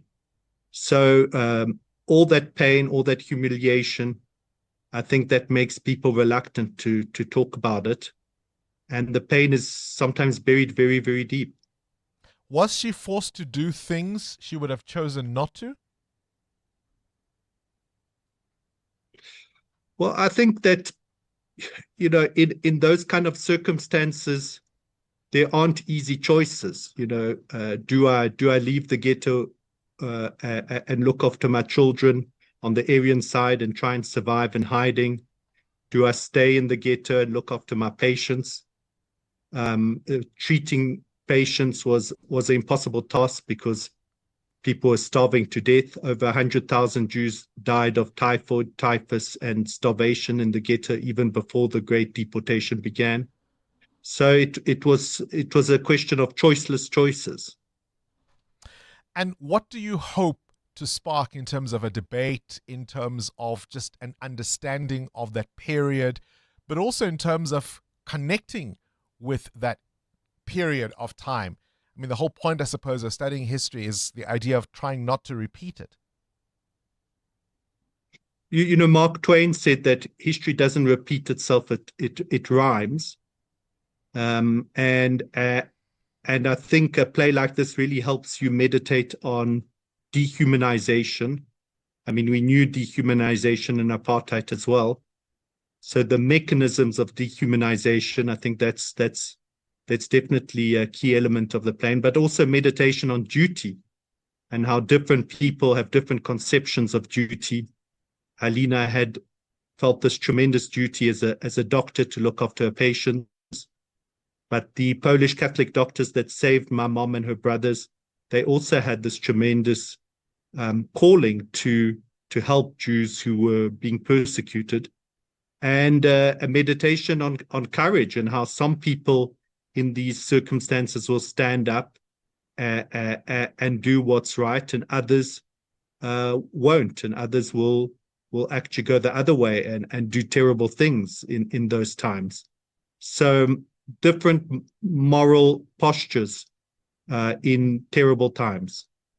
Sounds like it's a fascinating story. Certainly, I think it will be an absorbing evening if anybody goes. It's called Nobody Told Me.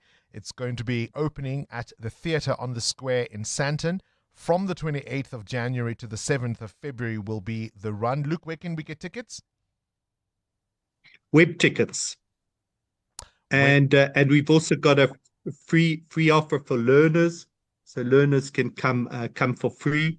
So we really encourage you all to come. I think it's also very interesting kind of intergenerational story between a mother and daughter relationship. So there's a lot there that you can take out of it.